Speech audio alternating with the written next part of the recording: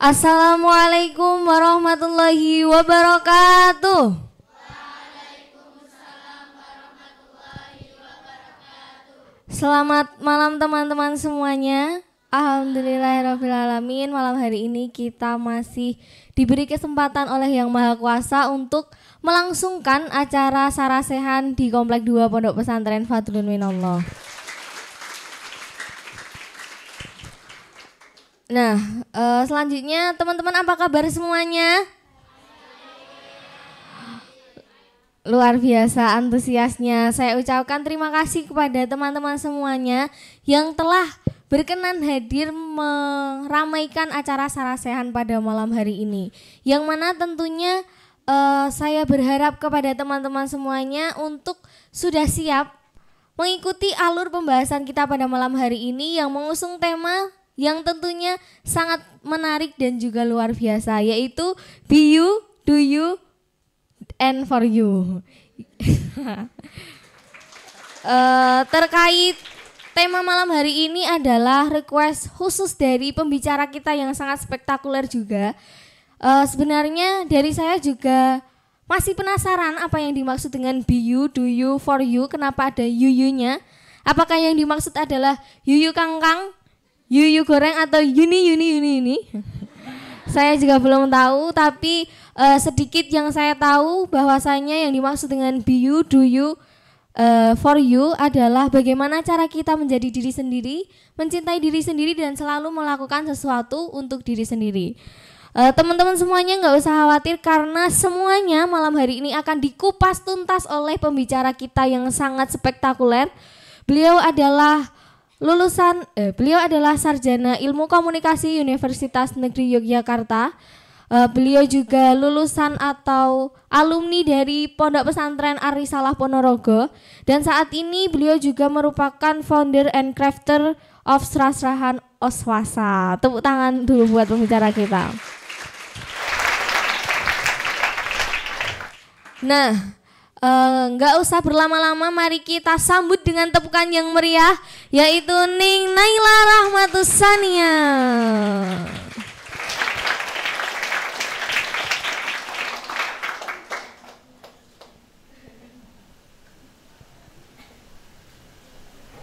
Ya, alhamdulillahirrahmanirrahim. Sudah hadir di hadapan kita semua Mbak Naila Rahmatus Sania. Mbak Naila, selamat malam. Tes. Selamat malam Mbak Binta, selamat malam teman-teman semuanya. Nah, ini kelihatannya Mbak Naila malam hari ini sangat berbahagia sekali. Boleh kita tanya apakah zahirnya itu menampakkan apa yang ada di dalam batinnya Mbak Naila?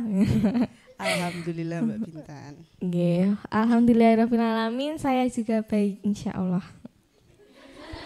Enggak tak tanya ya Mbak Bintan gimana? Baik. Padahal tadi kalau latihannya kalau ditanya Mbak Naila saya jawabnya alhamdulillah baik juga. Ya, maaf ya Mbak Bintan ya. Saya emang kurang peka. Nah, oke teman-teman, sebelumnya terima kasih kami ucapkan kepada Mbak Naila yang sudah berkenan hadir di hadapan kita semua untuk berbagi ilmu.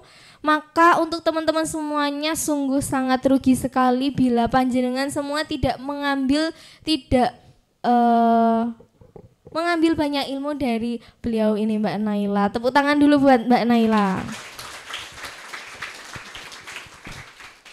Nah, sebelum lebih lanjut membahas topik pembahasan malam hari ini Mbak Naila, boleh nih dikenalkan dulu siapa sih Mbak Naila sebenarnya itu siapa? Mungkin dari teman-teman tuh ada yang pengetahuannya masih sebatas oh Mbak Naila itu adalah putrane Romo Yai yang nomor 2, mungkin kayak gitu kan. Mungkin monggo bisa dijelaskan Mbak Naila itu siapa, gimana kepribadiannya, monggo. Oke, siap. Makasih waktunya ya Mbak Bintan ya. Masya Allah. Selamat malam semuanya. Sehat ya. Oke, saya tampilkan satu foto dulu untuk merepresentasikan diri saya.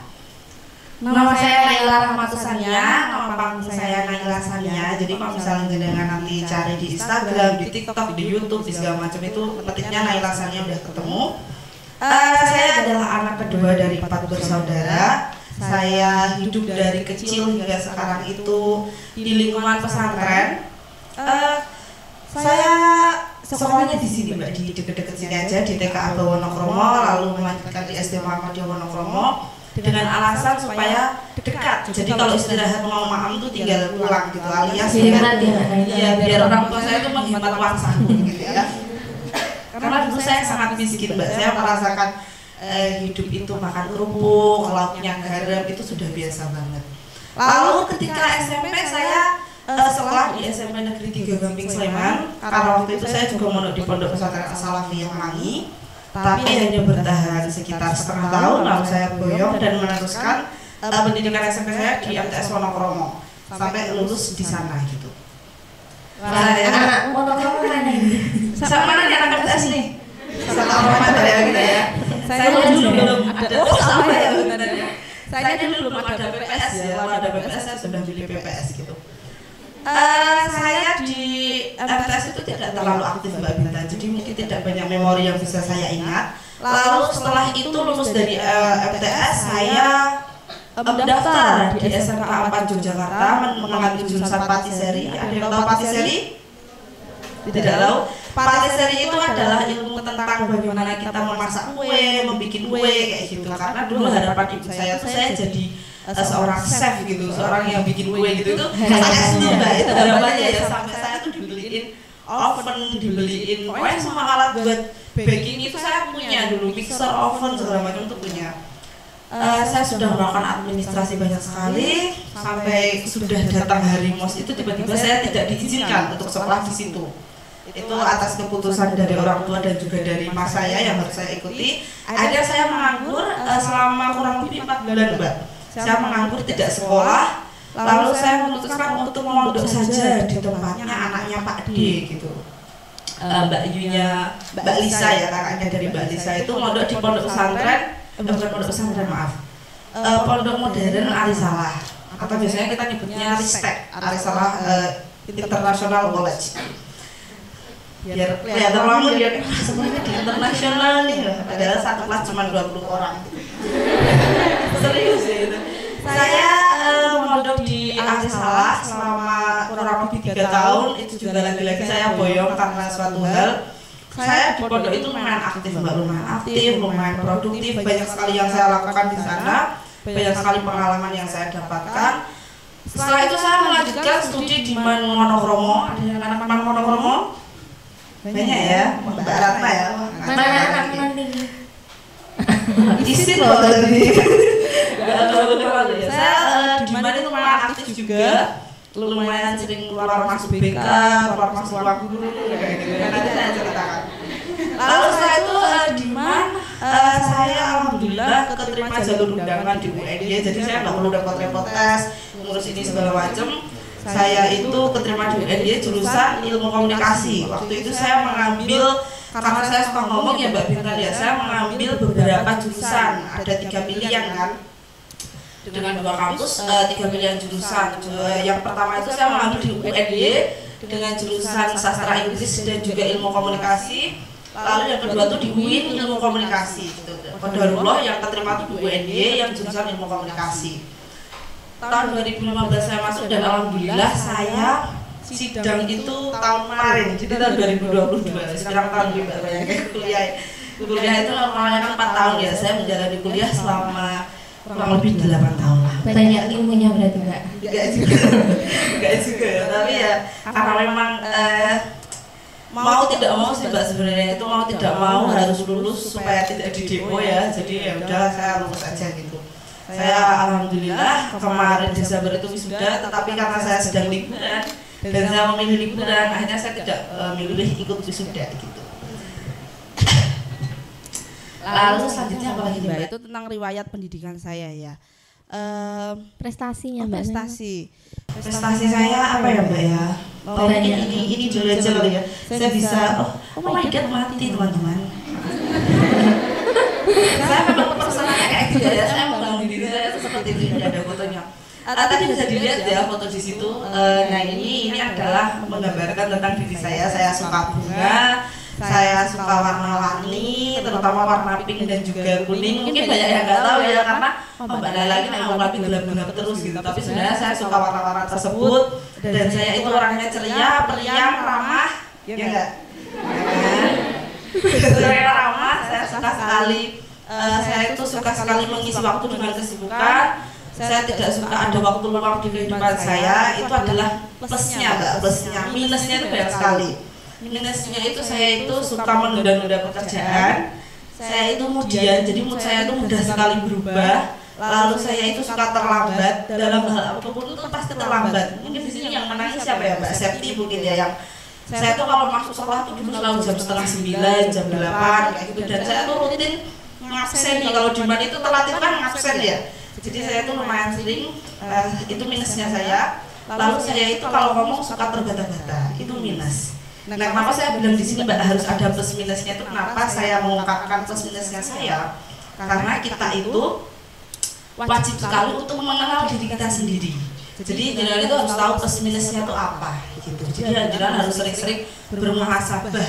Supaya apa? Supaya jenengan ya lebih mengenal diri sendiri itu tadi ya. Untuk piagam ini ya Mbak ya, ini bisa dilihat piagam CCA ya Mbak. Saya sangat pintar sekali dulu ya. Masya Allah. Karena CCA itu kan 3 orang ya, jadi saya yang bagian mencet tombol aja.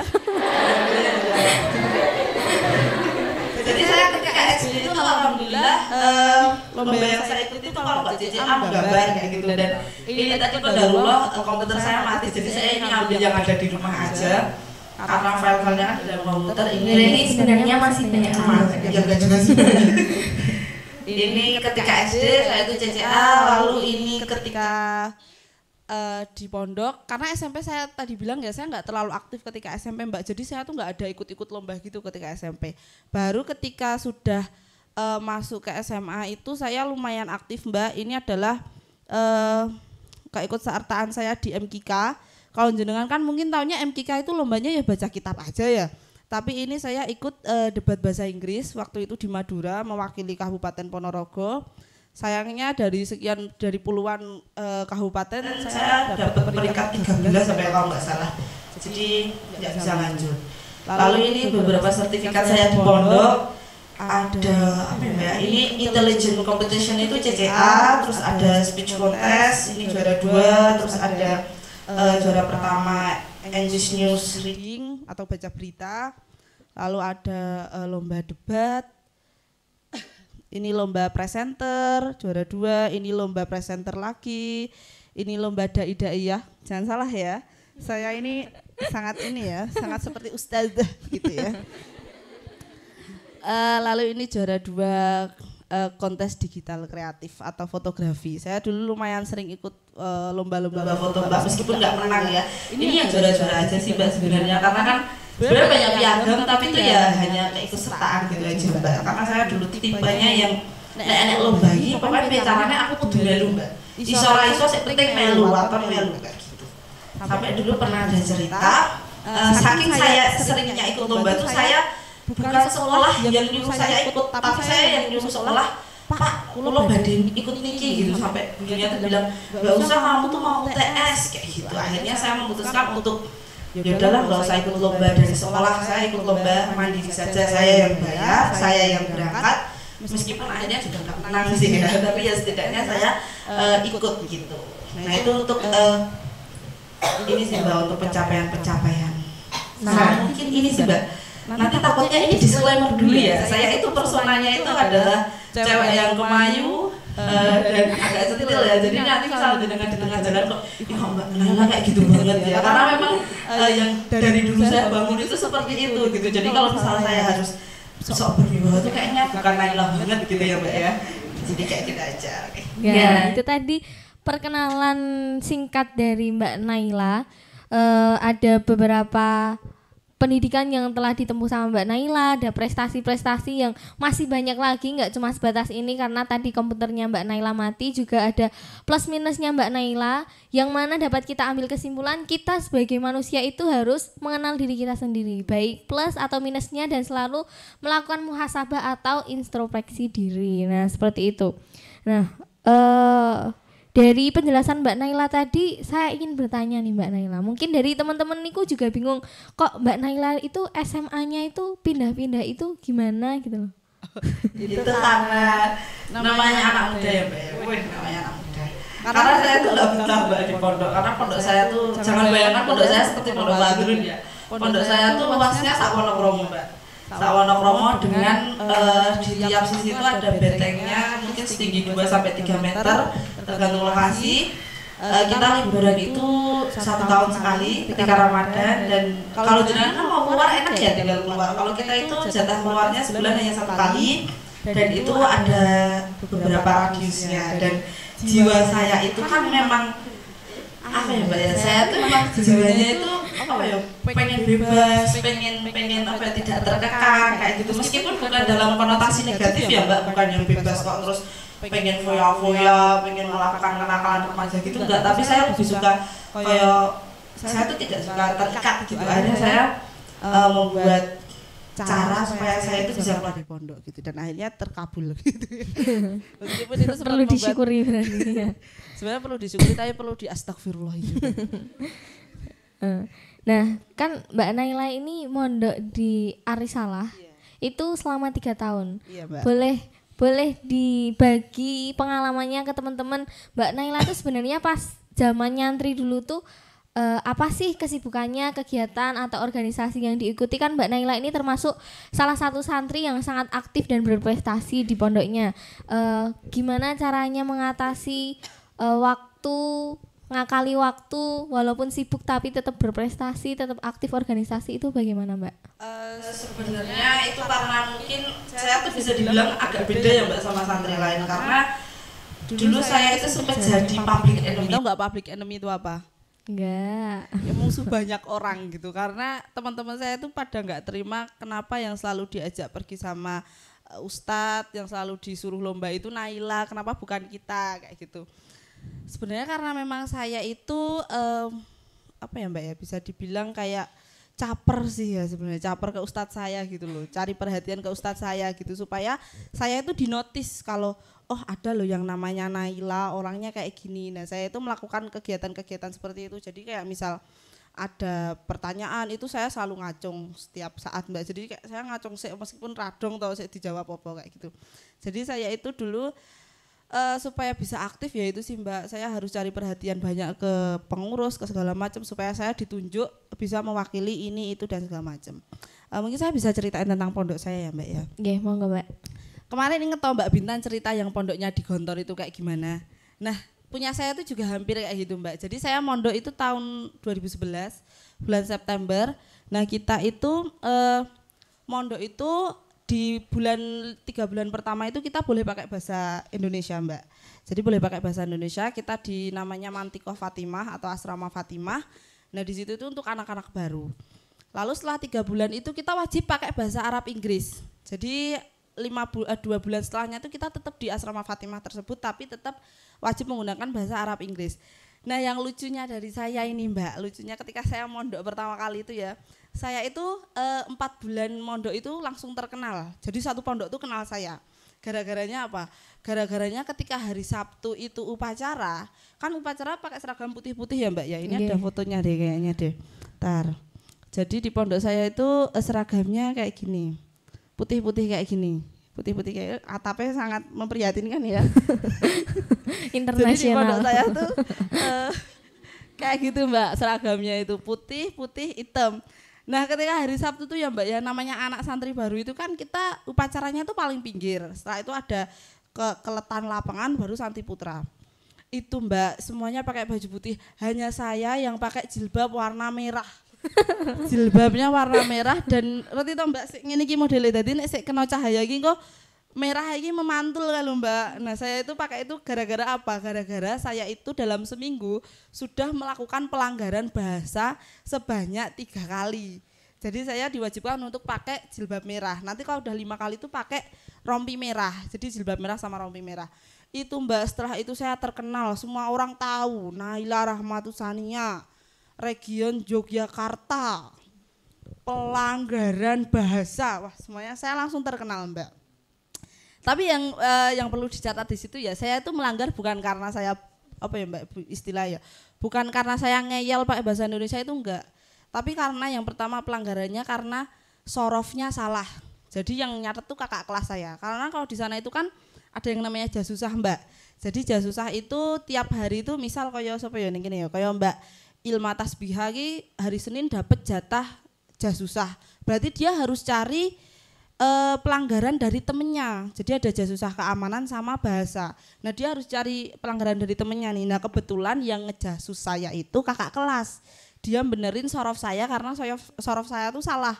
Terus dimasukkan ke keamanan. Lalu yang kedua gara-gara saya nyanyi Cherry Bell yang kamu cantik apa adanya itu Mbak.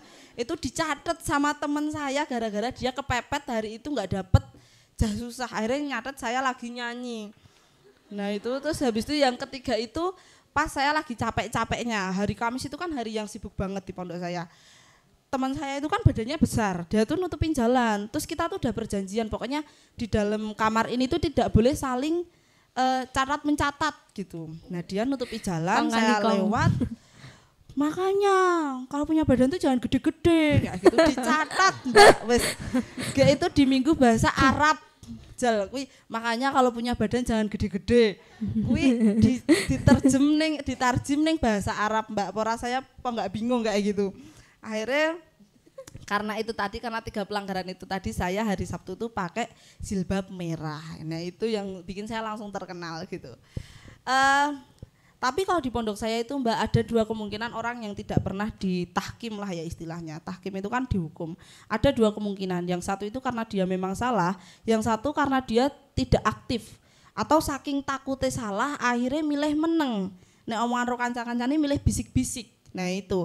Jadinya tidak ada salahnya kita melakukan kesalahan ya. Karena belum tentu kesalahan itu apa ya akan membuat kita jelek itu belum tentu, siapa tahu itu tuh bisa jadi batu lompatan Mbak untuk lebih baik ke depannya gitu.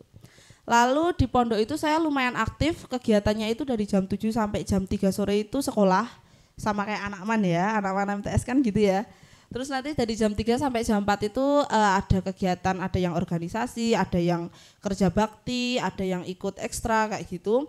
Lalu dari jam 4:30 sampai jam 5 itu mandi, jam 5 sampai jam 6 itu di koah atau di aula itu ya Mbak ya. Itu nanti di koah itu kita belajar, lalu setelah itu sholat maghrib, setelah sholat maghrib nanti makan, lalu belajar lagi sholat isya. Setelah sholat isya itu belajar sampai jam 9, setelah itu ada penahkiman sampai jam 9:30. Nah dari jam 9:30 sampai jam 10 itu kita ada jadwal sholat hajat. Enggak banget ya sholat hajat kayak wong alim ya loh. Setelah itu nanti kita tidur bangun lagi tahajud, setelah itu tidur lagi sholat subuh kayak gitu. Hari-harinya tuh kayak gitu Mbak. Kalau dipikir-pikir tuh kayak aduh rano waktu tinggo anu gitu, tinggo bersenang-senang, tinggo melakukan kegiatan lain tuh nggak ada gitu. Jadinya saya dulu itu selalu curi-curi kesempatan. Saya bilang kan tadi ya, saya caper ke ustadz saya. Nah jadi setiap malam itu setiap jam belajar tuh yang lain belajar, saya biasanya dipanggil ke rumah ustadz. Biasanya untuk sekedar nemenin ustadz ngobrol, nemenin beliau nggarap tesis. Karena waktu dulu tuh beliau lagi S2 kan Mbak. Jadi saya suruh nemenin nggarap tesis, terus suruh jagain anaknya. Jadi dulu tuh jaga anaknya putra-putrinya ustadz itu termasuk hal yang apa ya diidam-idamkan sama seluruh orang gitu Mbak. Jadi santri ini kan jaga putra-putrinya ustadz ini rasanya seneng banget karena bisa deket dengan dalam kayak gitu. Dan itu Mbak Naila yang kepilih nonton? Ya sebenarnya kalau dari kelas saya sih Mbak, cuman kakak kelas itu juga banyak yang sering ke rumah ustadz. Lalu biasanya saya tuh cari-cari waktu ketika dikunjungi Mbak. Jadi apa jenenge nek kene Mbak? Sambangan. Jadi saya itu kan disambangi itu setiap 2 bulan sekali atau 1 bulan sekali. Nah itu biasanya saya minta bapak ibu itu dari siang sampai sore itu di pondok. Dan nanti pas bapak ibu ke pondok itu saya nggak main HP, saya nggak ngapa-ngapain. Saya biasanya buka laptop Mbak. Buka laptop ngapain? Saya nulis apa yang sudah saya tulis di diary saya. Jadi saya tuh suka bikin cerita-cerita novel gitu Mbak, cerpen. Itu saya tulis, kalau enggak saya cari info lomba. Selalu seperti itu ketika sambangan. Jadi gimana caranya waktu kita itu enggak terbuang gitu loh Mbak.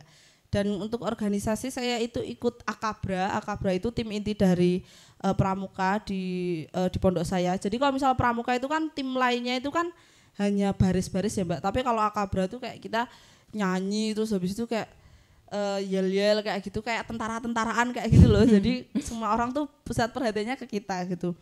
Pokoknya saya selalu gimana caranya cari perhatian sih Mbak dari di sana. Cari perhatian dalam konotasi yang baik ya Mbak ya, maksudnya ya bukan caper kok koyo nek Mas Pondok langsung ngene kayak gitu enggak ya. Tapi lebih cari perhatian supaya gimana caranya para petinggi-petinggi di pondok ini seperti pengurus, lurah, ustadz, ustazah itu tahu dengan kita. Nah dulu plusnya itu saya udah bisa nahwu sorof juga Mbak dari rumah. Jadi itu teman-teman saya kan karena nilai matematika saya itu kan 3, 4, 2 kayak gitu kan Mbak nilai saya matematika dan IPA tuh. Tapi mereka tuh heran kok tiap pembagian rapot tuh nilai saya selalu jayid. Jayid itu tuh 7 sampai 8 karena paling tinggi tuh di sana jayid jidan Mbak. Nggak ada yang di atas 8 tuh nggak ada. Jadi kok Naila selalu jayid ya gitu. Ternyata kebantu nih sama ilmu-ilmu yang sudah saya dapatkan di sini gitu Mbak. Jadi di sana saya tinggal ngulangi lagi kayak gitu. Berarti udah punya udah start awal ya Mbak? Iya, jadi udah dari awal itu kita udah belajar bahasa Arab, udah bisa ini itu. Jadi di sana tinggal ngulangi lagi gitu sih Mbak. Jadinya saya lumayan terbantu ya. Makanya jenengan kalau sinau tuh yang beneran biar besok bisa ngajarin anaknya. Nanti kalau anaknya mondok kan tinggal wah pinter banget IMKK ayo angkut kayak gitu. Itu sih Mbak, kalau di pondok kayak gitu. Nah itu tadi teman-teman, Mbak Naila itu di pondok itu gimana caranya beliau itu memanfaatkan waktu luangnya. Bahkan Mbak Naila itu hampir-hampir merasakan nggak punya waktu luang ya Mbak kemarin ya, katanya. Bener. Kayak nyuci baju tuh saya juga bingung, saya juga ngalami kayak jenengan ya. Nyuci baju malam-malam, yang lainnya tidur saya nyuci baju. Terus nyetrika itu saat durung salat tahajud tuh harus bangun supaya bisa nyetrika. Saya juga ngalami kayak gitu ya Mbak ya. Jadi memang kita mungkin mengalami fase yang sama gitu sih. Oke, berarti dapat diambil kesimpulan sebenarnya kita sama Mbak Naila itu sama-sama sibuknya, sama-sama sibuk sekolah, sibuk ngaji, tapi bedanya Mbak Naila itu bisa memanfaatkan waktu-waktu di antara kesibukan itu. Dimanfaatkan untuk buat cari lomba, dimanfaatkan buat caper. Jadi ternyata teman-teman caper cari perhatian itu penting. Yang namanya pengen diperhatikan itu berarti harus cari perhatian ya Mbak. Ya, bener banget. Makanya kalau nggak diperhatikan itu jangan salahkan yang nggak memperhatikan, tapi salahkan diri kalian sendiri. Bener. Karena mboten cari perhatian ya, kayak gitu. Ya. Dan banyak sekali ilmu yang dapat kita ambil dari Mbak Naila untuk memanfaatkan waktu luang. Kalau di pondok kita kan nek libur sekolah pagi-pagi habis ngaji nggih tidur. Kalau sekolah sampai sekolahan juga tidur, itu jangan seperti itu nek.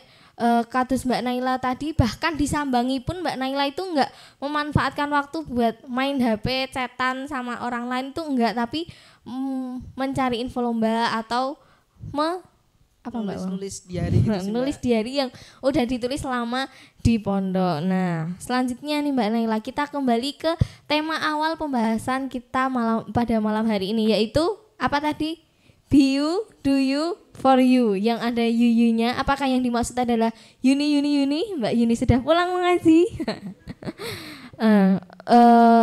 Jujur nih Mbak Naila, saya sebagai moderator sendiri itu masih bingung apa sih yang dimaksud dengan be you, do you, for you. Apa urgensi dari tema tersebut? Kan ini usulan khusus dari Mbak Naila nggih. Apa yang dimaksud dengan tema tersebut dan apa sih urgensi dari tema tersebut ngaten? Oke, be you, do you, for you. Ada yang tahu artinya mungkin? Ada? Angkat tangan. Yang kelas 10 PDF ini masuk aja ngisen-ngisen ke aku sebagai gurumu tadi ya. Be you itu adalah jadilah dirimu. Do you, for you adalah lakukan segala sesuatu itu untukmu. Maksudnya apa? Be you itu adalah jadi yang sepiur-piurnya kita gitu Mbak. Jadi diri sendiri, jadi nggak ngikutin orang lain ya. Orang lain mau apa ya kita tetap bersama idealisme kita gitu. Kalau do you for you itu lebih ke kayak apa yang akan kamu lakukan sekarang itu tuh nanti akan kamu tuai hasilnya kemudian hari gitu. Jadi misal jenengan ini yang SMP ini ya, jenengan rajin maca kitab, rajin pokoknya rajin tadarusan, rajin ngapal Quran. Nah itu nanti kita akan tuai di 5 atau 10 tahun yang akan datang gitu. Jadi intinya adalah jadi diri sendiri itu baik dan kita harus melakukan sesuatu yang baik itu untuk diri kita supaya nanti kedepannya itu kita lebih mudah dalam menjalani hidup gitu Mbak. Karena kalau jenengan sudah ada yang bisa mengidentifikasi diri jenengan sendiri, Kalau nek Mbak Bintan kan mungkin wis iso ya Mbak Bintan ini apa to pinter ngomong, terus baru kuwi wonge lucu, humoris kayak gitu. Biasanya ya nek akhir sana melu tampil, selalu ikut lomba pidato. Nah, kayak gitu. Jadi ini kita ambil contoh kasus dari saya aja ya, Mbak ya. Gimana Mbak? Boleh ya? Jadi saya itu kan seperti yang jenengan tahu ya, saya itu adalah termasuk bisa dibilang anak tengah ya Mbak ya. Anak tengah, saya punya kakak yang sangat hebat, saya punya adik yang begitu hebat. Dua-duanya adik saya hebat semuanya ya di bidangnya. Sedangkan saya itu merasa seperti bahwa saya itu nggak ada gunanya gitu. Saya ada di fase kayak gitu Mbak, nggak ada gunanya, bawang kopong, kayak uripku ki mau membebani wong tua. Terus aku ngopo sih rasa pinter masku, kenapa sih aku nggak sepinter adikku? Itu saya ada di fase kayak gitu Mbak. Bahkan saya tuh dulu sempat mikir kalau bunuh diri itu nggak dosa, saya lebih milih bunuh diri gitu. Saking nggak kuatnya saya gitu. Karena apa ya Mbak, pressure-nya kita saya kan hidupnya orang tua saya kebetulan punya pondok ya Mbak ya. Sehingga saya itu dipaksa untuk gimana caranya saya mengikuti alur anak pondok itu yang seperti apa sih, seorang anak kiai itu harus seperti apa sih kayak gitu. Sering banget terjadi penolakan di diri saya bahwa aku kira iso nek dipaksa ngene iki, aku nggak bisa kalau harus kayak masku, harus kayak adikku kayak gitu. Saya tuh terjebak di kayak gitu selama bertahun-tahun Mbak. Jadi saya tuh sering menyalahkan diri sendiri, kenapa kayak apa mungkin aku anak buangan yang diambil. Sempat terbesit kayak gitu juga ya. Ditambah bapak saya nanti bener kowe iki cencah buangan. Jadi ini harus sangat didukung gitu. Jadi saya merasakan kegelisahan itu selama bertahun-tahun. Lalu setelah saya SD, SMP, SMA saya sudah mulai besar, saya menyadari bahwa tidak ada manusia yang sempurna gitu. Anak papat yo papat-papatnya bakal beda, tidak mungkin sama, tidak mungkin prestasinya sama, tidak mungkin ngajinya sama, tidak mungkin dunianya sama kayak gitu. Jadi saya mulai dari SMA tuh saya sudah sadar bahwa oh saya ini berbeda dan nggak apa-apa, nggak masalah kalau misalnya saya berbeda, saya bisa kok melakukan kebaikan dengan perbedaan yang saya miliki gitu.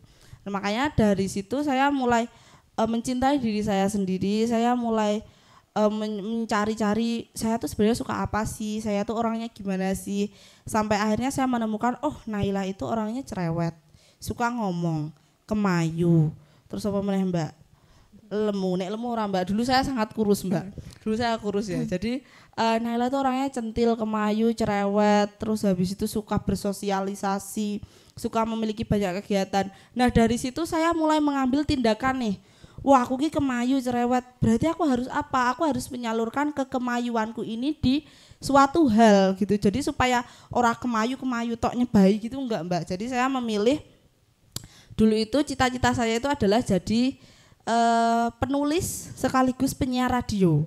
Jadi karena saya memiliki hobi menulis dan saya memiliki hobi ngomong, ya udah saya mau jadi penulis dan juga penyiar radio. Akhirnya saya mulai ikut beberapa forum kepenulisan, organisasi kepenulisan, pelatihan kepenulisan kayak gitu Mbak. Jadi saya dulu lumayan sering ketemu penulis-penulis novel-novel tenlit kayak gitu. Terus sampai akhirnya itu semua terjadi begitu saja sampai SMP, SMA, kuliah kayak gitu Mbak. Saya mengarahkan bakat saya karena saya sudah tahu ya Mbak, bakat saya itu adalah ngomong. Saya arahkan, ada lomba pidato saya ikut, ada lomba storytelling saya ikut, ada lomba debat saya ikut, ada lomba presenter, penyiar, baca berita semuanya saya ikut. Jadi bagaimana caranya kita itu mengarahkan kekurangan yang menurut kita kekurangan ya, karena menurut saya itu termasuk kekurangan ya Mbak ya, karena biasanya kan kemayu dianggap ya Mbak, bukan hal yang baik gitu ya. Jadi saya membuat kekurangan saya itu menjadi sebuah prestasi supaya apa? Supaya orang tua saya ini nggak khawatir kayak jangan-jangan kita anak buangan gitu kan. Jadi supaya orang tua saya tuh nggak khawatir, oh ternyata anak saya juga punya bakat, ternyata anak saya nggak sama aja kayak kakak sama adiknya kayak gitu sih Mbak. Jadi akhirnya saya mengarahkan diri saya jadi penyiar dan juga presenter kayak gitu Mbak, dulu ikut lomba-lomba kayak gitu yang sekarang saat ini juga Yoni dibilang bagus juga enggak ya Mbak ya, tapi kalau suruh siaran juga lumayan sih ya. Jadi saya sekarang itu dampaknya ya Mbak ya, karena ini sudah terjadi tahun 2013, 14, 15-an, dampak yang bisa saya lihat sekarang, saya itu orangnya lumayan suka ngomong, saya pede di depan orang ya, di depan jenengan gini saya dada-dada juga pede aja ya, kayak gini halo kayak gitu. Dan saya juga sekarang rutin setiap malam itu live TikTok. Jadi saya live TikTok untuk mengajarkan orang lain seserahan. Terus saya juga rutin setiap 1 bulan sekali itu saya membuat kelas seserahan yang tentunya berbayar ya, supaya hobi saya ngomong ini tetap tercurahkan gitu sih Mbak. Supaya tetap dapat cuan. Iya benar banget ya. Nah kayak gitu sih Mbak. Itu tadi nih teman-teman, jadi Mbak Naila itu kalau pakai bahasanya Mbak Adrin tuh kayak ular kobra, tahu nggak teman-teman? Jadi Mbak Naila itu banyak banget bisanya gitu loh, jadi kayak ular kobra banyak banget bisanya.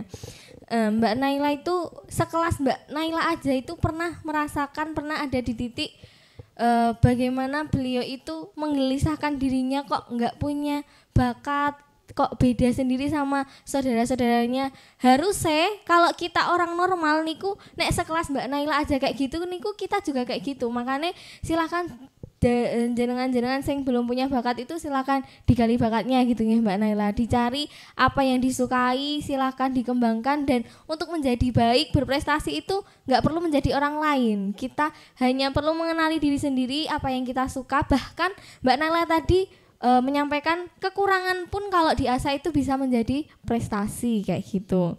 Nah selanjutnya nih Mbak Naila monggo. Niku niki napa nih? Oh, maem daran. Nah, Mbak Ket mau lho ya kan, kene kan ya rodaan ya Mbak ya. Seret-seret ngono ya. Atur Mbak Bintan. Bercanda ya Mbak ya. Saya orangnya suka bercanda. Kalau yang kelas 10 sudah hafal ya. 10 PDF. Nah, jadi yang bisa kita tangkap dari tema kita pada malam hari ini, be you, do you for you, be you. Nah itu kita untuk menjadi baik berprestasi itu tidak perlu menjadi orang lain, cukup kenali diri dan kembangkan apa yang kita punya dan syukuri seperti itu. Nah Mbak Naila sampai sejauh ini, sampai titik ini itu gimana sih Mbak Naila? Apakah Mbak Naila itu sudah menerapkan do you be you, do you for you secara maksimal menurut Mbak Naila sendiri? Kalau dibilang secara maksimal itu enggak juga ya Mbak ya, karena ini adalah jangka panjang ya Mbak ya, karena kan pokoknya apapun yang saya suka tuh saya selalu mencoba untuk melakukan kan Mbak. Itu enggak hanya sekarang, enggak hanya kemarin, tapi sampai besok saya meninggal gitu. Kalau dilihat apakah saya sudah menerapkan hal tersebut, tentu sudah ya. Mungkin jenengan bisa lihat kayak ini bunga ini ya, koleksi bunga ini jenengan 500.000 nggak dapat ya Mbak ya. Jadi ini adalah salah satu bukti bahwa saya mencintai diri saya gitu. Saya itu terlahir dari bapak yang jago kaligrafi Mbak, lalu ibu yang bisa menjahit, bisa menggunting. Jadi otomatis gennya itu masih nurun ke saya, membuat kerajinan tangan gitu. Jadinya saya mengarahkan karena kan kalau dulu itu kan kerajinan tangan sopo sih Mbak sik meh ndelok kerajinan tangan wong yo kabeh wong yo ketoke yo iso yo. Tapi saya mencoba untuk mengeksplor lagi, melakukan ekspansi terhadap kerajinan tangan tersebut dengan cara yang pertama itu saya bikin YouTube Mbak. Jadi YouTube saya tuh dulu isinya tuh bikin sesuatu kayak gitu loh Mbak. Jadi kayak botol diwarnain, terus stick es krim dibikin apa kayak gitu. Itu adalah salah satu langkah supaya saya bisa mengarahkan bakat saya gitu Mbak. Kalau sekarang itu saya kerja seserahan, di mana itu tiap hari bekerja pakai tangan, tiap hari saya dipaksa untuk berpikir kreatif. Jangan kalau lihat seserahan pertama saya itu benar-benar bikin elus dada ya Mbak ya, karena jelek banget gitu. Tapi seiring berjalannya waktu 1 tahun, 2 tahun, 3 tahun, alhamdulillah seserahan saya itu lumayan, tiap hari itu pasti ada yang komen kayak makasih ya Mbak Naila ilmunya, terus Mbak Naila bagus banget rangkaian bunganya. Jadi saya benar-benar menikmati proses itu sih Mbak, proses bagaimana saya mencintai diri saya mencintai pekerjaan saya yang akhirnya pekerjaan ini tuh bisa membuat saya hidup, suami saya hidup, anak saya juga hidup gitu, dalam artian bisa mencukupi kebutuhan keluarga kami. Jadi jenengan yang punya bakat ya Mbak, jangan minder kalau misal bakatku ini menanam pohon. Kita nggak tahu ya Mbak ya, 5 tahun ke depan, 10 tahun ke depan kalau ternyata kita punya lahan pertanian 1000 hektar atau mungkin kita jualan tanaman-tanaman kayak gitu kan, kita nggak ada yang tahu ya. Jadi selama kita itu punya bakat, kita itu punya sesuatu yang bisa diunggulkan, ya kenapa tidak dicoba gitu kan. Mbak Bintan juga nggak tahu, mungkin aja 10 atau 20 tahun ke depan jadi pengisi seminar kan, kita juga nggak tahu kan. Jadinya apapun yang yang sekiranya membuat kita nyaman, yang membuat kita jatuh cinta, yang membuat kita ketika melakukan itu merasa kayak yang wah ini tuh aku banget kayak gitu. Ngambil video, tag foto itu tuh bener-bener aku banget. Jangan lihat Mas Fauzan, mana Mas Fauzan? Mana Mas Fauzan nggak ada ya? Jangan kalau lihat Mas Fauzan itu biar fotonya welek kok ngono ya. Dan dino dionek kayak kalih Gus Faiz, iki ali baleni. Tapi sekarang kita lihat ya, hampir semuanya itu bagus gitu. Begitupun dengan Mas Pondok yang lain, mereka sudah mulai mencintai dirinya. Kalau Mas Ian, iya Mas Ian, ya kan, sudah mulai mencintai diri sendiri gitu. Jadi apa main-main? Kalau Mas akhirnya sih mbak delok mek ngene-ngene mbak hasilnya elek ya. Iki apa akhirnya hasilnya juga foto kurang terang gitu. Tapi sekarang ini berproses dan dia mulai mencintai bahwa oh ngambil foto ini pekerjaan yang saya suka gitu. Hingga akhirnya ya iso diangkat jadi salah satu tim Mulmed kayak gitu mbak. Jadinya jenengan nek suka apa-apa itu jangan minder, dilakukan aja ya. Jangan dengerin omongan orang. Mereka ya nggak bisa bikin kayak kita kok mendadak kayak gitu. Itu sih mbak ya. Jadi kalau dibilang sejauh ini apakah sudah menerapkan Be You Do You For You? Tentu sudah. Nah, di teman-teman, penjelasan dari Mbak Naila, sekecil apapun bakat kita itu silakan dilatih, nggak usah insecure, nggak usah insecure ya. Dengan bakat kita itu jangan apa ya, nggak terima dengan apa yang diberikan Tuhan kepada kita. Kita untuk berprestasi itu nggak harus aku kudu kayak Mas Fauzan, aku harus kayak Mbak ini, aku harus kayak Mas ini tuh enggak, tapi silahkan dicari dalam diri sendiri tadi. Nah, Mbak Naila bisa minta tolong dirincikan gimana sih cara kita niku mencintai diri kita, berbuat segala sesuatu untuk diri kita, menanamkan bahwa nek aku sing nandur ya aku sek manen, itu gimana sih Mbak Naila? Caranya itu mencintai diri sendiri itu butuh proses ya Mbak ya, enggak yang seminggu kamu menulis diary kayak aku harus mencintai diriku sendiri lalu dengan jalanan sekolah. Iya, itu butuh proses, butuh ya itu tadi Mbak, butuh kulino gitu. Saya itu Mbak mulai bisa menerima diri sendiri itu nggak mudah ya, bisa setahun 2 tahun, bahkan kemarin saya sempat shock juga karena berat badan saya naik kayak lumayan drastis gitu, dan saya kayak yang aku udah nggak pede lagi mau ngomong di depan, aku nggak pede ketemu teman-temanku kayak gitu. Akhirnya saya harus mengulangi supaya saya bisa menerima saya yang seperti ini gitu. Itu butuh waktu yang lama Mbak, dan mungkin sampai saat ini saya juga belum bisa menerima sepenuhnya ya Mbak ya. Tentunya kita masih berlanjut sampai besok. Tapi langkah-langkah yang bisa teman-teman lakukan supaya bisa tahu diri teman-teman sendiri, mencintai diri teman-teman sendiri. Yang pertama ini ya dicatat ya. Enggak bebas deh Mbak, mau dicatat boleh, enggak juga boleh. Yang pertama itu jenengan wajib banget untuk mengenal diri. Caranya gimana? Caranya tulis semuanya yang sifat Anda. Jadi ditulis.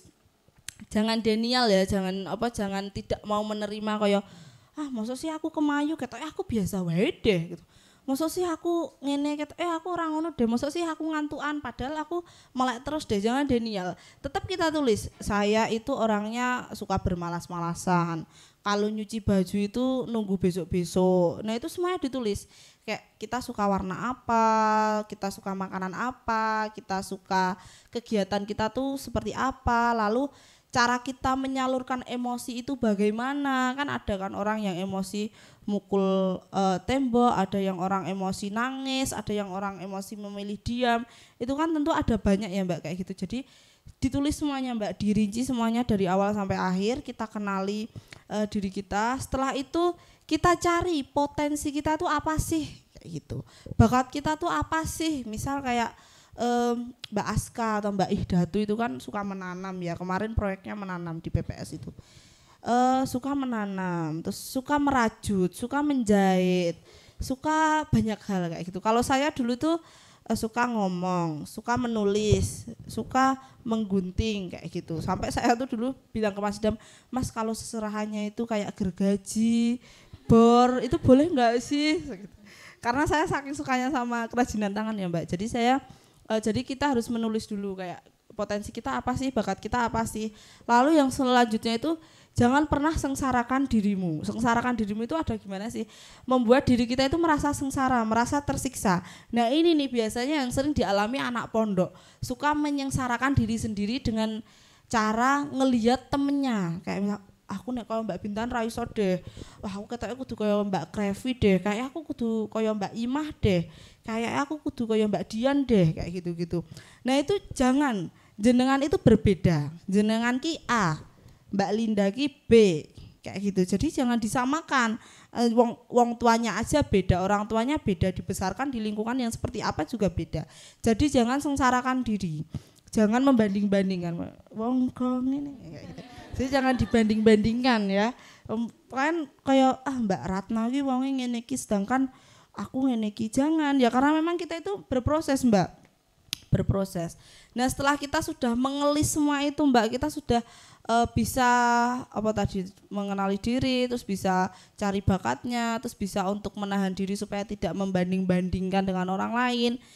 Proses terakhir itu adalah terima dirimu. Jadi jenengan itu sejelek apapun jenengan, masa lalu jenengan misal suka mencuri, suka gosip, suka tidur di kelas, diterima dulu. Setelah diterima baru jenengan itu mengimprove diri supaya jadi orang yang lebih baik. Nah, itu salah satu cara caper ke dalam itu adalah berbuat baik ya, Mbak ya. Jadi misal kayak dulu jenengan itu ngantuk anek ngaji, saiki wis berusaha untuk bawa semprotan, nek ora bawa sendok ditempelke meripat kae.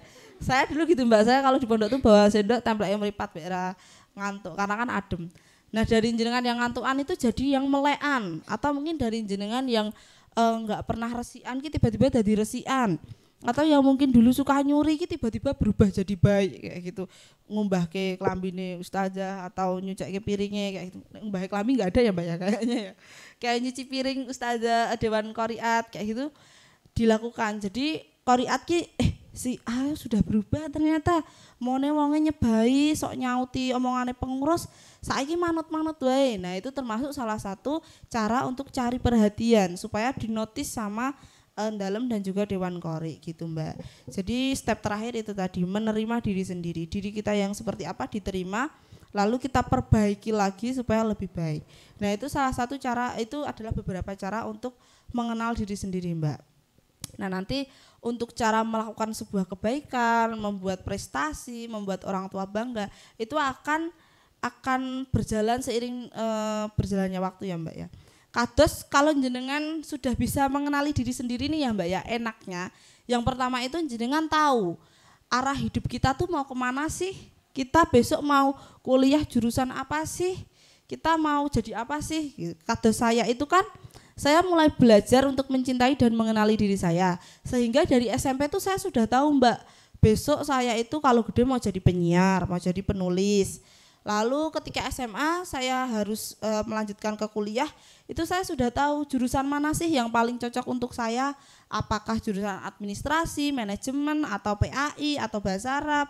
Nah, saya dari dulu, makanya jenengan kalau lihat form senam PTN saya tuh, yang saya pilih 3 jurusan itu tadi, bahasa Inggris, sastra Inggris sama komunikasi. Karena memang saya suka bahasa Inggris ya, jadi saya sudah tahu arahnya besok itu saya mau kemana. Dan ketika saya masuk komunikasi itu, saya juga tahu besok saya kerjanya mau ngapain sih, apakah jadi PR atau jadi tukang koran atau jadi tukang di TV kayak gitu.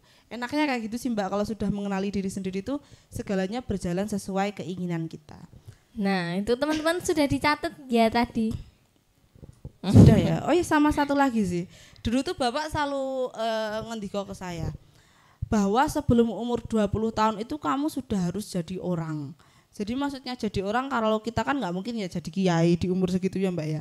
Tapi di umur 20 tahun tuh saya nangkepnya gini, sebelum umur 20 tahun itu kamu sudah bisa membuat suatu gebrakan atau kegiatan atau suatu hal di mana nanti menentukan kesuksesan kamu di masa depan gitu.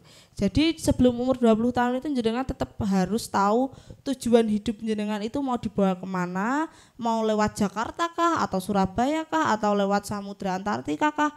Dan jenengan itu sudah harus tahu sebelum umur 20 tahun ya. Nek kaya Mbak sama Mbak Sania iki ketoke ya wis 30 tahun ya, Mbak ya. Dadi wis sangat terlambat ya. Tapi kados jenengan-jenengan yang masih SMP, SMA ini kan masih ada waktu yang sangat banyak sampai umur 20 tahun. Nah, silahkan jenengan harus di sebelum umur 20 tahun tuh jenengan harus bisa punya karya lah minimal. Kayak Mbak Bintan ya, SD sertifikat piro, Mbak? 1000, 2000, berapa? Kayak gitu ya, Mbak Bintan ya. Oke, jadi itu tadi teman-teman, cara kita untuk mencintai diri sendiri itu nggak langsung bisa cinta itu mboten, tapi kita perlu proses yang lama. Kita harus pertama menulis siapa sih kita niku, siapa, apa kekurangan kita, apa kelebihan kita, apa yang kita sukai, dan yang terpenting adalah menerima diri sendiri dan dikembangkan, diimprove lalu wow, yang udah disampaikan Mbak Naila, kita itu perlu banget hidup di dunia ini ternyata harus caper. Kita itu harus cari perhatian biar diperhatikan. Nah, sama yang terakhir sebelum 20 tahun itu kita sudah harus menjadi orang lah. Maksudnya apakah selama ini kita tidak menjadi manusia kan ngoten kan? Maksudnya sebelum 20 tahun itu kita harus udah tahu ya Mbak, tujuan hidup kita itu mau dibawa kemana, sehingga nanti kita punya target-target, punya list impian-impian yang harus kita wujudkan. Kalau dulu saya itu suka bikin bucket list Mbak. Jadi bucket list itu semacam daftar keinginan-keinginan saya, itu saya selalu tulis ya. Kayak misal ini juga saya tulis ya, ini zaman dulu kuliah jadi agak astagfirullahaladzim gitu ya. Itu kayak saya tulis kayak resolusi saya tuh mau apa. Saya suka banget tulis-tulis kayak gini. Nah, resolusi saya tuh mau bikin YouTube, mau jadi orang yang suka ngomong, mau jadi ratu, mau menyelesaikan studi kuliah. Nah, itu semuanya saya tulis Mbak. Jadi saya tahu kayak target saya tahun ini tuh apa sih, resolusi saya apa aja sih. Nah, kayak gitu sih Mbak. Jadi memang sangat penting untuk menulis-nulis hal yang seperti itu gitu. Jadi penting banget buat kita juga, nek udah tahu tujuan hidup kita mau dibawa kemana, itu silahkan ditulis target-target kayak niki, kayak yang dibuat Mbak Naila, resolutionnya Mbak Naila tuh apa aja yang pengen dicapai Mbak Naila itu apa aja, sehingga hidup kita niku terarah, nggak cuma ngalor ngidul, nggak cetol manut alure Gusti tok enten kan ya rada ya tetap gimana, harus ikut sih gitu Mbak. kan. Tetap takdir itu nggak bisa dirubah ya Mbak ya. Tapi untuk mencapai takdir tersebut kan kita ada banyak jalan kan.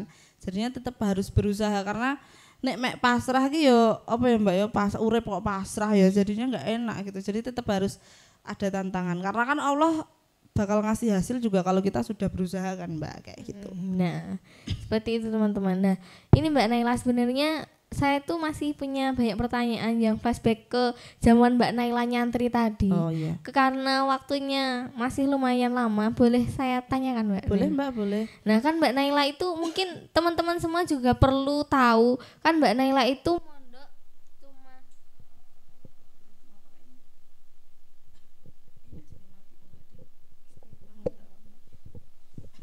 Nah, Mbak Naila itu mondok selama 3 tahun aja kan ngoten. Nah, sampai sekarang itu ada nggak sih apa saja penyesalan Mbak Naila kok dalam kurun waktu 3 tahun itu Mbak Naila sampun memutuskan diri untuk boyong aja gitu? Kalau penyesalan pasti ada ya Mbak ya, karena saya ngelihat teman-teman saya tuh pada bikin paper kan. Paper itu semacam ujian skripsi, tapi dalam apa ya Mbak, itu syarat untuk kelulusan di pondok saya gitu. Paper itu ditulis dengan bahasa Arab. Jadi saya lumayan agak nyesel kenapa saya keluar duluan ya, padahal saya tuh merasa potensi saya tuh sangat banyak gitu. Saya tuh lumayan apa ya Mbak ya, lumayan hidup saya tuh hitungannya enak lah di pondok, karena kan di pondok yang jenengan ki ya Mbak ya, nek bayangke kados ajeng medal ten Amanda itu wajib pakai baju seragam yang kayak gini tadi itu Mbak, yang kayak gini itu wajib kayak gitu Mbak. Mek nek arep ning Amanda ya Mbak ya wajib pakai kayak gini. Terus nanti kalau jenengan mau ke Malioboro yang radiusnya lebih jauh itu wajib menggunakan gamis pondok. Jadi kalau di Ponorogo tuh kita akan tahu, oh ini anak Gontor 1, anak Gontor 2, anak Maya kayak gitu, kita akan tahu itu dari pondok mana karena memang pakai gamis gitu. Jadinya saya tuh merasa memang agak nyesel karena yo istilahnya privilege yang saya dapatkan di pondok itu sangat luar biasa ya. Saya disayang sama banyak orang dan saya lumayan sering keluar kayak keluar ke Madiun, terus saya sering ke Magetan, saya pernah juga ke Madura ikut lomba kayak gitu.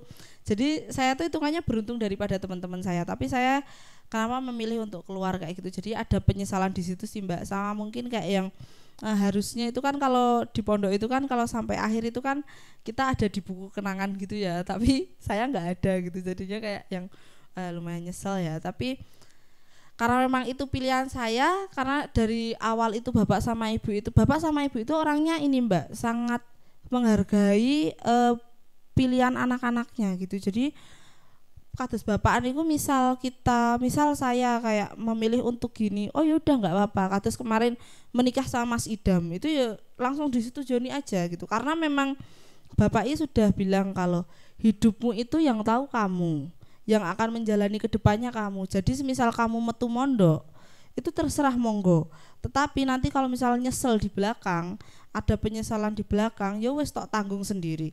Resiko kowe metu saka pondok seperti apa silahkan tanggung sendiri. Jadi konsekuensi yang saya terima setelah keluar pondok itu kan lumayan banyak ya. Kayak misal tiba-tiba saya harus menyesuaikan diri dengan pendidikan di luar, terus saya harus kehilangan banyak privilege saya di pondok. Kayak gitu tentu ada sih Mbak penyesalan, tapi kan life must go on ya, jadinya ya sudah. Diman pun saya berusaha untuk tetap jadi produktif ya Mbak ya.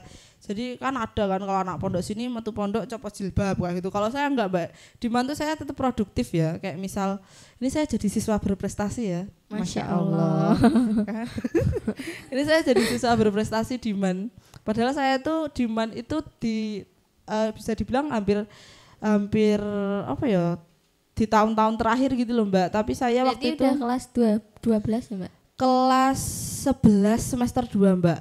Tapi teman-teman saya waktu itu sudah kelas 12. Karena kan saya hitungannya ya Mbak ya, hitungannya nek mondok di tempat saya dulu tuh ada yang namanya kelas intensif. Itu untuk belajar bahasa dulu, setelah itu baru masuk 1 SMA, 2 SMA, 3 SMA. Jadi yang teman saya udah kelas 12, saya masih kelas 11 gitu. Jadi saya dulu dipilih jadi siswa berprestasi karena prestasi saya lumayan banyak ya Mbak ya, Diman. Terus dipilih baca ikrar di depan teman-teman seangkatan gitu. Jadi saya Diman mencoba untuk sama melakukan hal yang sama ketika saya di pondok Mbak. Jadi saya di pondok produktif ya, Diman saya tetap harus produktif gitu. Meskipun memang Diman ini saya lumayan terkenal bandel ya. Maksudnya dalam artian bandel bukan nakal ya Mbak ya, tapi lebih ke bandel kayak kudune pelajaran matematika tapi kok bocah iki malah neng ruang wakamat atau malah neng ruang guru kayak gitu sih. Jadi bandelnya masih yang kayak gitu-gitu aja sih Mbak. Tapi Diman itu hitungannya masih apa ya, masih bisa menerapkan apa yang sudah saya dapatkan di pondok sih gitu.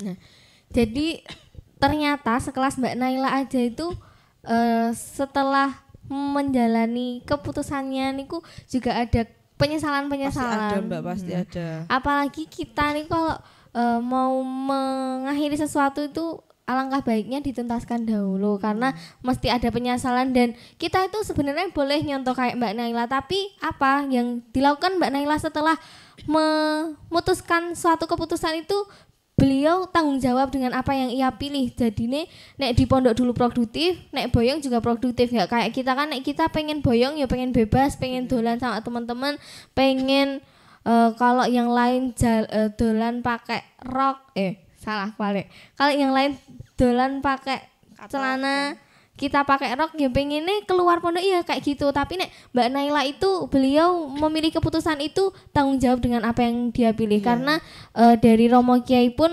hidupmu itu yang menjalani kamu, yang tahu kamu. Jadi silahkan tentukan pilihanmu dan tanggung jawablah dengan keputusanmu seperti itu. Itu juga karena saya itu kan backgroundnya di pesantren ya Mbak. Jadi saya tetap, siapa yang dulu satu kelas sama saya ya, Mbak Ma'rifah deh kayaknya ngajinya tuh. Mas Idam tuh dulu satu kelas sama saya Mbak.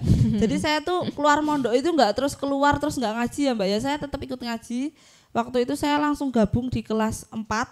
Jadi bareng Mbak Ma'rifah, Mas Makmun, Mbak Jana, Mbak Cuplis, Mas Idam juga di situ sama Ustadz Nedi. Jadi saya tetap ngaji gitu, meskipun keluar pondok ya tetap ngaji. Kalau kebanyakan yang boyong kan biasanya metu pondok ya wes losdol ya Mbak ya. Tapi kalau saya tetap gimana caranya tetap ngaji, tetap harus ikut, sekolah juga tetap harus sekolah kayak gitu sih Mbak. Nah, itu tadi kita sekali lagi harus tanggung jawab dengan apa yang menjadi keputusan kita. Dan untuk memutuskan sesuatu itu juga jangan terburu-buru karena banyak sekali penyesalan setelah kita memutuskan sesuatu nek terburu-buru kan. Nah, sama kan tadi di pondoknya Mbak Naila itu jenengan termasuk santri yang aktif, santri yang berprestasi, bahkan banyak sekali hatersnya Mbak Naila di pondok karena Mbak Naila terlalu aktif dan berprestasi. Itu sebenarnya apa sih Mbak yang mendorong jenengan itu seperti itu, yang menjadi motivasi jenengan berprestasi aktif di pondok itu apa ngoten? Yang pertama ya Mbak ya, faktornya adalah saudara saya. Jadi mas saya sama adik saya tentunya. Karena mereka kan pinter banget di bidangnya. Jadi saya nggak mau kalau saya tuh dicap sebagai anak yang nggak bisa apa-apa. Jadi saya harus menunjukkan ke orang tua, ke saudara-saudara saya bahwa ini loh saya tuh bisa kok kayak kamu kayak gitu. Lalu yang kedua itu adalah saya itu nilai IPA, matematika sama ekonomi itu selalu rendah Mbak. Bahkan ketika kemarin UN itu nilai matematika SMA saya tuh 4, nilai ekonomi itu 3. Dan ibu saya tuh kalau nilai matematika saya jelek tuh ibu tuh biasa aja gitu. Karena memang anaknya ini tidak suka matematika gitu. Jadi saya mencoba untuk menyalurkan setidaknya nek kowe ora pinter ning akademis, berarti non akademisnya harus pintar. Kalau kamu memang dua-duanya nggak bisa, ya berarti kamu harus jadi orang yang baik, orang nyusahke wong liya.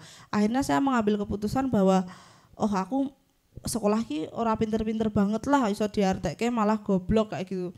Jadi saya harus mencari prestasi lain Mbak yang di luar akademik tadi.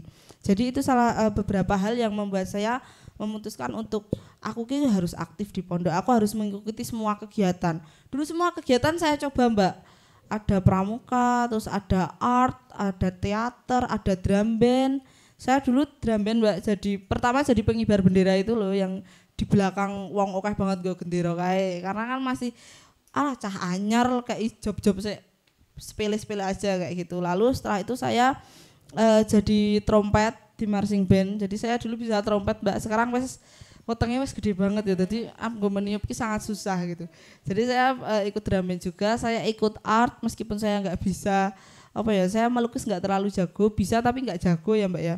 Jadi saya itu prinsipnya tuh gini Mbak. Kalau mungkin Mbak Bintan kan menguasai pidato nih Mbak. Expert banget ya, bisa jadi pelatih, bisa jadi juri. Kalau saya itu lebih memilih menguasai banyak hal tetapi tidak expert gitu. Jadi saya tuh bisa baca puisi, saya bisa teater, saya bisa pidato, saya bisa ini itu segala macam, tetapi memang tidak jago di situ. Jadi sebisa mungkin saya tuh mencari, pokoknya ada kegiatan apa saya harus ikut gitu. Dan dulu ketika SMA, kuliah itu pokoknya semua kegiatan saya ikuti Mbak.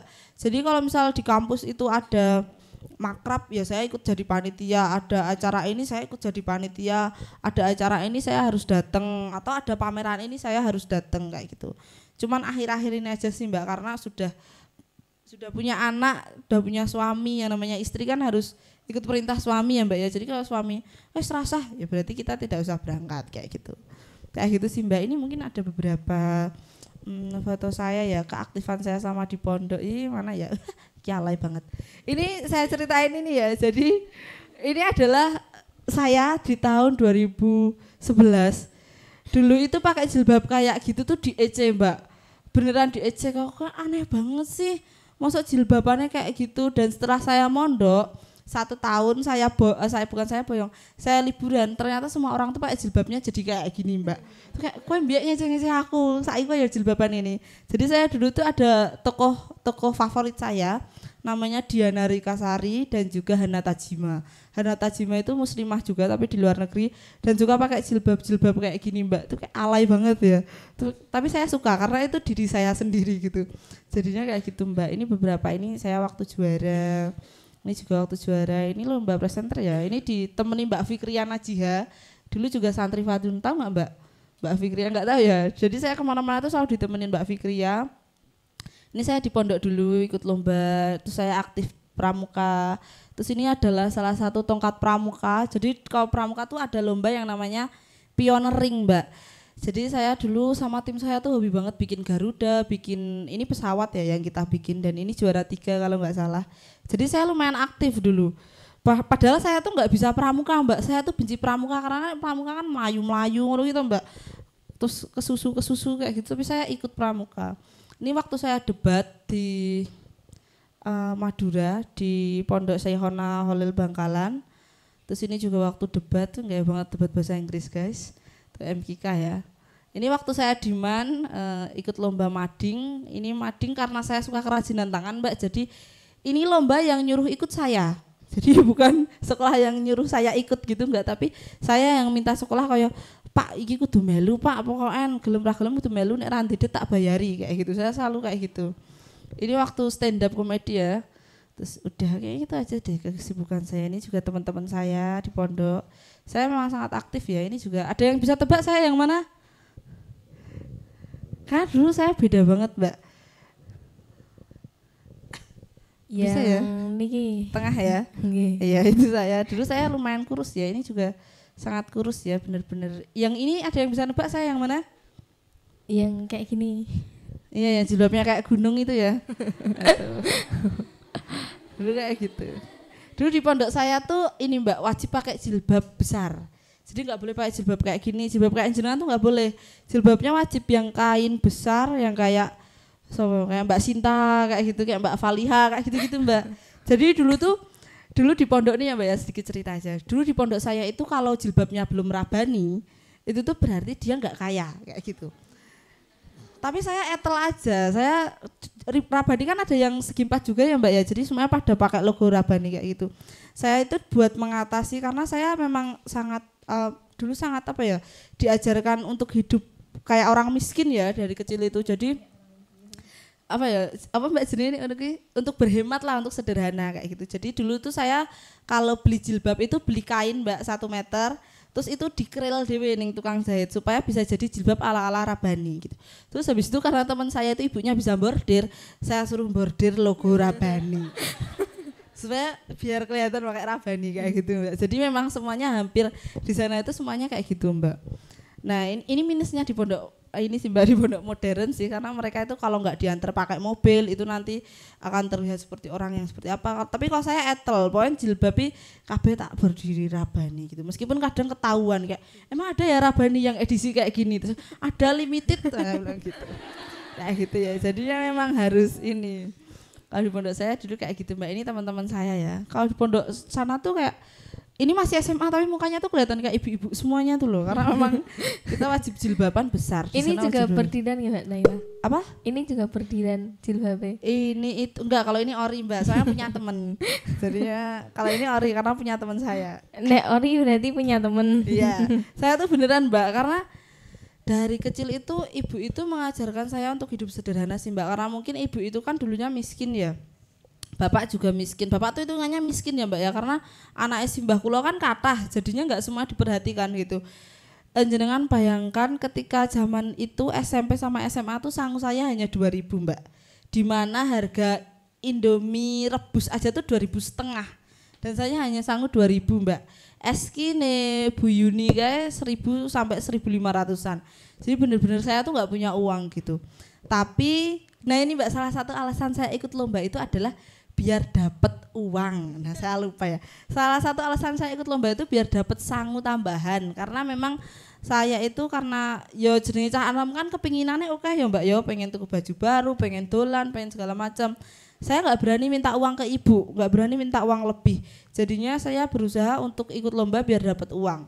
Makanya kalau lomba itu yang biasa saya bawa pulang itu amplopnya sama piagamnya. Kalau pialanya itu bapak selalu bilang, wes delah neng sekolahmu wae, neng kene ra nonggon kayak gitu. Jadinya semua piala saya tuh diman, nggak ada yang saya bawa pulang kayak gitu Mbak. Lalu nah itu tadi yang saya bersyukurnya itu saya bisa melakukan kerajinan tangan ya Mbak ya, sehingga ketika saya kepepet randuwe duit, saya itu bisa melakukan kerajinan tangan supaya punya uang Mbak. Saya itu bisnis sudah dari sebenarnya udah dari SMP saya jualan kalung, jadi kalung dari kain flanel itu Mbak. Saya itu dulu jualan kalung, jualan pin, terus saya itu dulu kerjanya ngelukis. Jadi ada sepatu saya lukis, terus ngelukis kaos segala macem. Lalu ketika SMA saya bikin pop up frame, mungkin teman-teman ada yang masih menangi ya, saya bikin pop up frame yang figura terus di dalamnya ditempel-tempelin. Lalu sampai sekarang seserahan, itu sebenarnya semuanya karena kepepet Mbak. Kepepet randuwe duit. Bahkan sekarang seserahan itu juga kepepet karena yuk nek wis nikah kan anu ya Mbak ya, tidak dapat sangu sudah tidak dikasih sangu sama ibu, sama mertua juga enggak dikasih kiriman, udahan Mas Idam.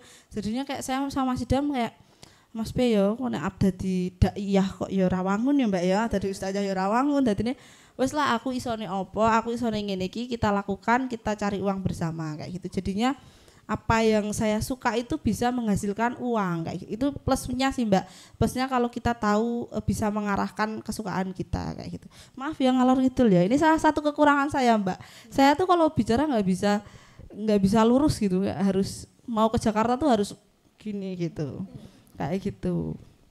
Nah itu tadinya teman-teman. Jadi motivasi Mbak Naila sampai menjadi seperti saat ini itu prosesnya lama banget. Mbak Naila itu menempuh perjalanannya mulai dari pondok terus sekolah menjadi santri siswa yang aktif berprestasi itu ternyata memiliki beberapa motivasi yang harus kita contoh nih. Yang pertama niku sebenarnya insecure niku boleh tapi harus kita kembangkan.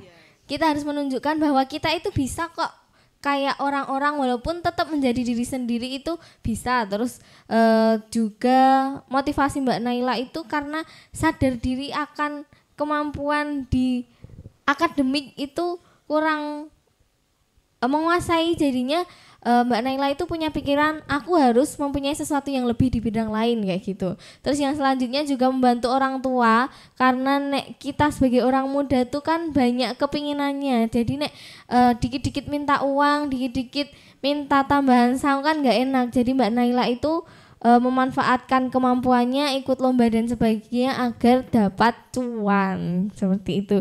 Dan juga yang bisa kita ambil dari apa yang disampaikan Mbak Naila itu keterbatasan, kekurangan, kepepet itu bukan alasan untuk kita tidak berkembang, karena yang membuat kita inovatif, yang membuat kita kreatif bisa menyikapi masalah yang ada di diri kita ini sebenarnya adalah batasan-batasan tersebut gitu nih Mbak Naila. Kados kayak Mbak Naila itu mengatasi teman-temannya semua pakai jilbab robani, sedangkan Mbak Naila itu nggak bisa ya. Caranya kreatif, inovatif, punya cara berpikir yang maju.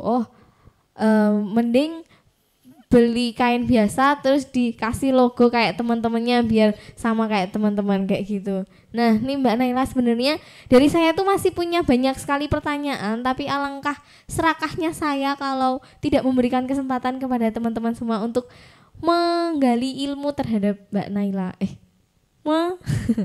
Mengambil pelajaran dari pengalaman-pengalaman dari Mbak Naila. Sesi selanjutnya kita tanya jawab sama peserta ya Mbak Naila. Oke, sesi selanjutnya kita akan tanya jawab sama Mbak Naila. Teknis bertanya silahkan mengacungkan tangan, nanti kulo persilahkan untuk yang mau bertanya, kulo persilahkan 3 penanya awal. Nah itu yang di belakang ada kakak berjilbab krem. Niki pripun nggih? Maju. Napa pripun?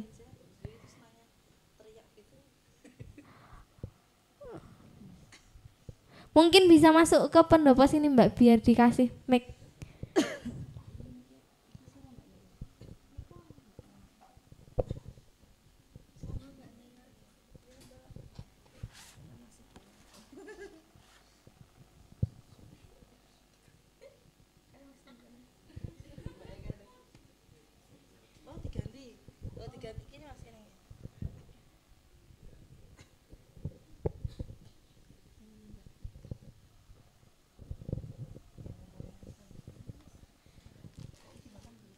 Saya sambil makan ya.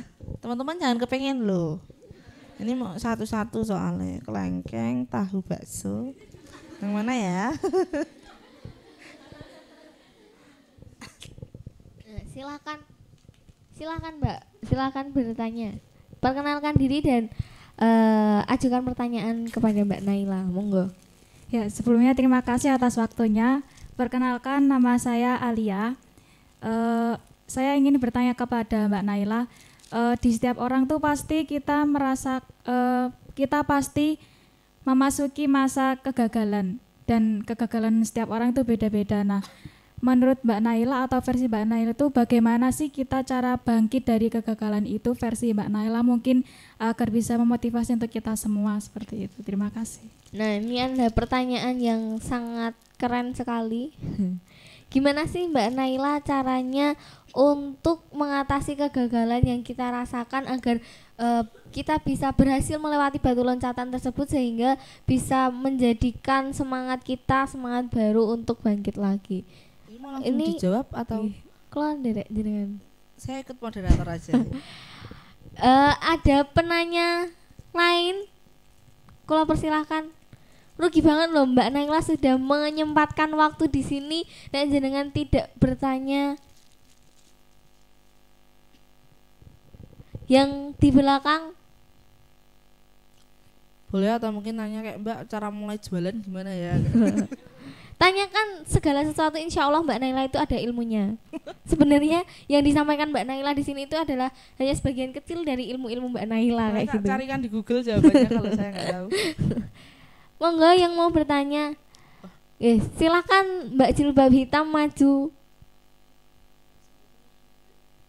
Nggih, Mbak Aurora Latifah Paramita.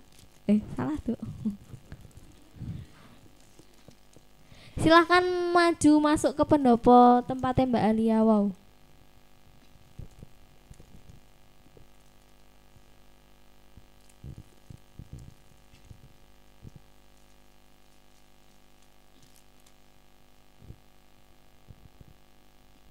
Silahkan perkenalkan diri dan ajukan pertanyaan.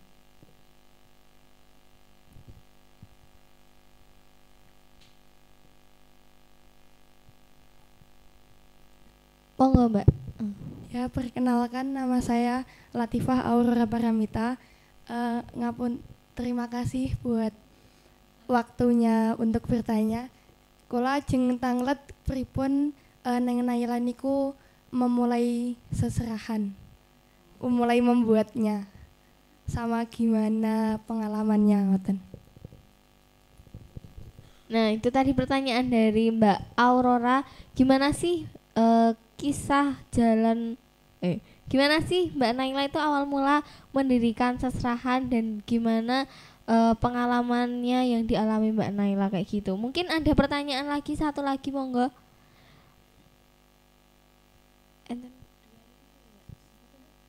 Mbak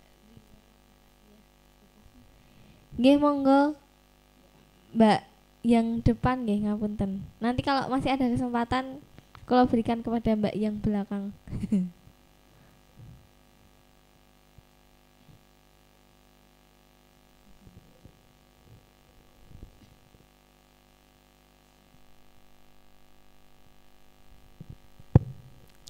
Cek. Terima kasih. Perkenalkan nama saya Rizan Safitri. Terima kasih telah diberi kesempatan untuk bertanya. Jadi kan tadi Mbak Naila kan termasuk santri yang aktif dalam kegiatan pondok. Pernah nggak sih Mbak Naila tuh melakukan pelanggaran pondok terus ditakzir gitu? Udah. Dan terima kasih. Assalamualaikum. Nah, ini pertanyaannya sedikit keren. Keren sekali maksudnya. Pernah nggak sih Mbak Naila itu kan notabene di pondok itu merupakan santri aktif, santri yang berprestasi, tapi sebenarnya pernah nggak sih Mbak Naila itu melakukan pelanggaran atau apa mungkin yang menyebabkan Mbak Naila itu ditakzir kayak gitu. Nah, ini mau saya ulangi pertanyaannya dari awal dulu napa Mbak? Oke, monggo Mbak Naila. Cek, oke, nggak usah, nggak apa-apa ya. Pertanyaan dari Mbak Alia tadi ya, cara mengatasi kegagalan versi saya. Nah, ini minusnya saya juga Mbak. Saya itu orangnya mudah bosan. Jadi ketika saya memulai sesuatu dan gagal dan saya nggak suka hal tersebut, saya nggak akan lanjut. Saya akan ganti hal lain. Nah, itu minusnya saya kayak gitu Mbak. Tapi sejauh ini karena hidup saya kayaknya gagal semua deh ya. Jadi saya bukan tipe, saya di satu sisi saya itu tipe yang ambisius Mbak. Jadi ketika saya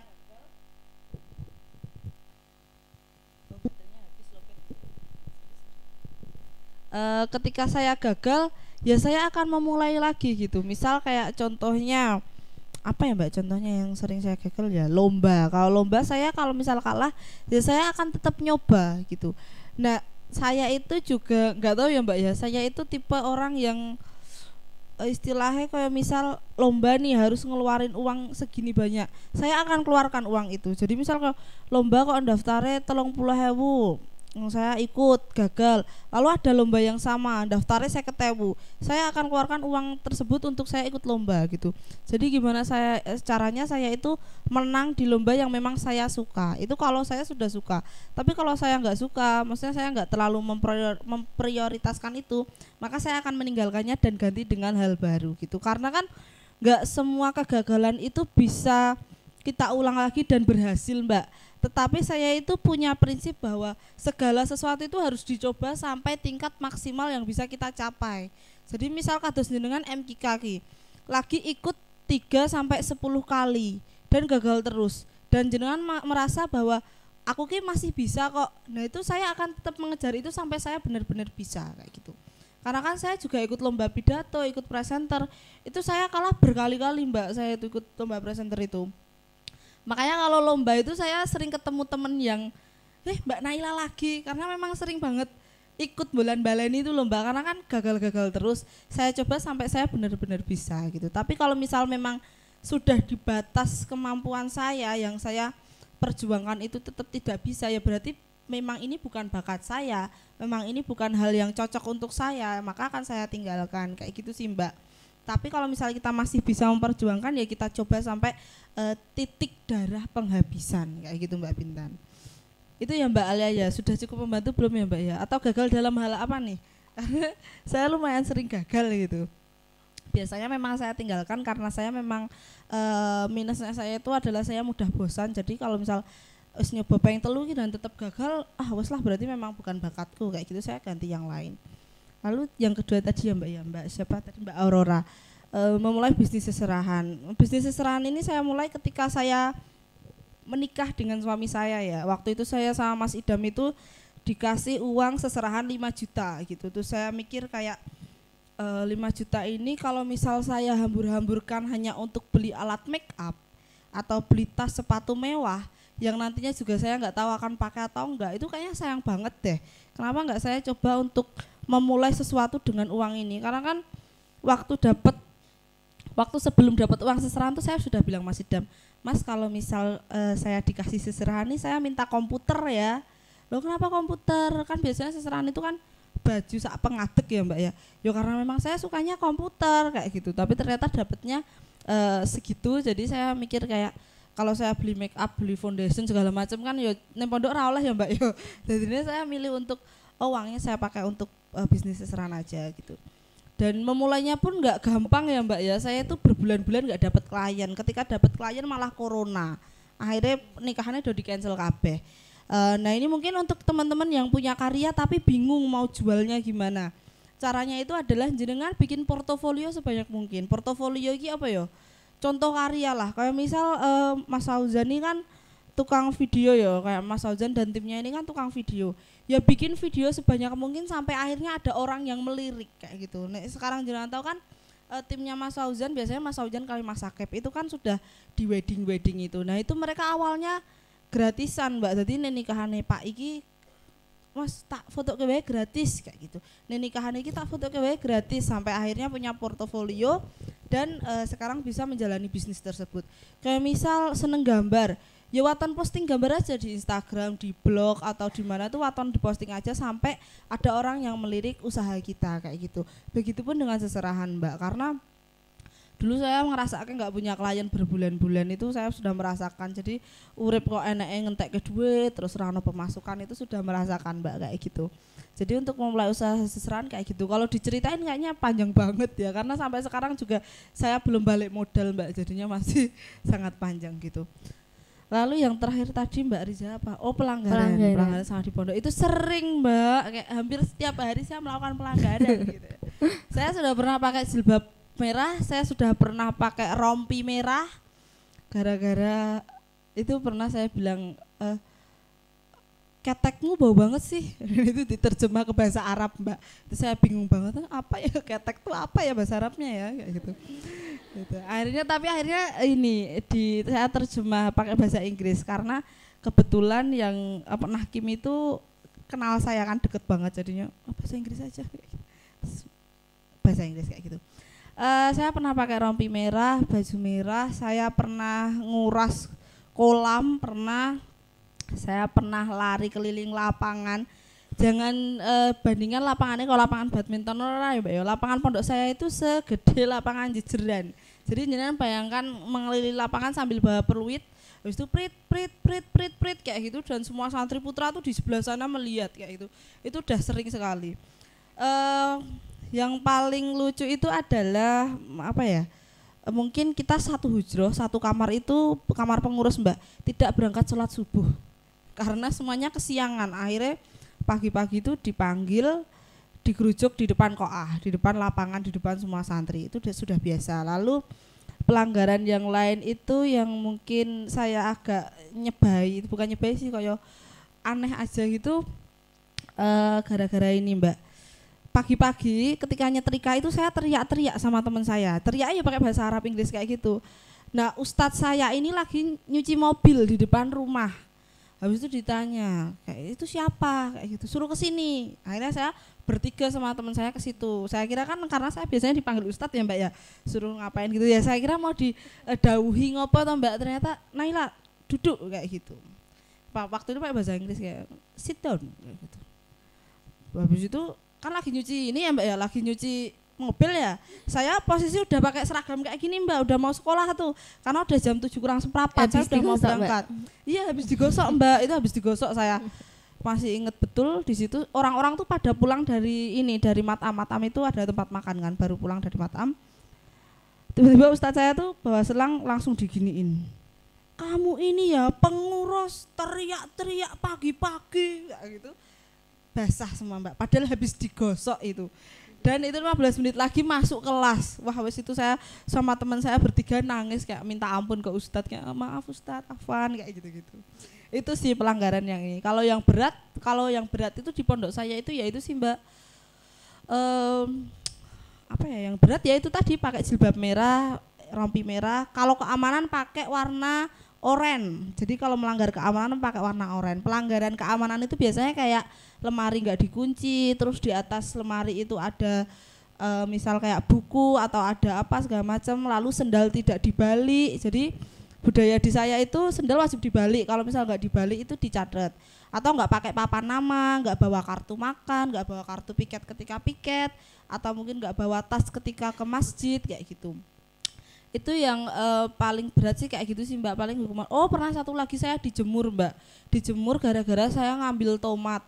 Jadi sebelum jam makan itu kan ada tomat, saya tuh udah dipeseni sama ibunya, karena kan saya best friend ya sama ibu dapur tuh. Karena itu temen ibunya teman saya tapi santri putra. Saya kan best friend tuh sama ibu dapur. Nah itu paginya tuh udah dibilangin, Naila kalau mau ambil tomat ambil aja ya, udah ibu siapin kayak gitu. Akhirnya ketika makan siang kan saya lagi datang bulan nih, saya nggak ikut jamaah ke masjid ya. Kan jam makan siang itu kan habis jamaah. Nah saya masuk ke dapur ambil tomat, ketahuan sama keamanan. Akhirnya ya udah waktu jam makan tuh saya dijemur di depan ruang makan, karena kan kita kalau makan itu nggak boleh di kamar Mbak. Jadi kalau makan itu wajib di tempat makan.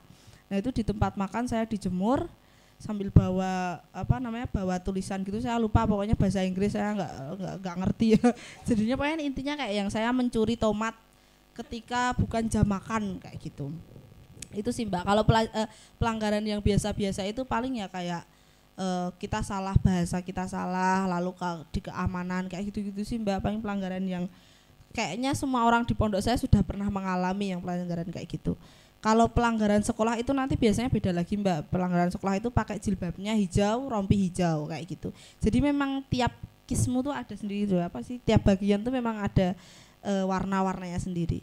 Paling pelanggaran yang sering itu kalau telat jamaah Mbak. Kalau telat jamaah itu biasanya pakai sajadah, kita punggungnya dipukul. Jadi kita biasanya suruh ngadep, suruh membelakangi kismu aman, terus nanti dipukul pakai sajadah. Kalau enggak tangan kita gini Mbak, habis itu buku absen diputer. Buku absennya bukan kayak di sini ya, kalau di sini kan pakai map itu. Kalau di sana tebel gitu Mbak. Jadi buku absennya diputer, nanti pok kayak gitu udah biasa. Jadi itu udah jadi makanan sehari-hari lah kalau yang kayak gitu. Paling yang berat-berat lainnya tuh kayak misal ketahuan bawa HP, terus habis itu kalau ketahuan bawa HP Mbak, di tempat saya HP-nya tidak disita. Tapi HP-nya itu langsung ditaruh di teras ruang namanya riayah, di teras riayah. itu kita wajib memukul HP kita sendiri. Jadi misal kayak sapa mau Mbak Riza iki ketahuan gawa HP. Itu nanti HP-nya ditaruh kayak gini terus kita dikasih batu untuk merusak HP kita sendiri di depan mata dan di depan teman-teman kayak gitu. Jadi jenengan di sini HP-nya disita, wih ra masalah apa meneh HP ini sampai dipakai pengurus sih mah alhamdulillah Mbak. Karena jenengan ngewangi wong ibadah, ngewangi Ladang wong amal. Iya, jadi alhamdulillah makanya dipecah-pecah ngono Mbak kan. Itu sih Mbak paling. Sama dulu pernah razia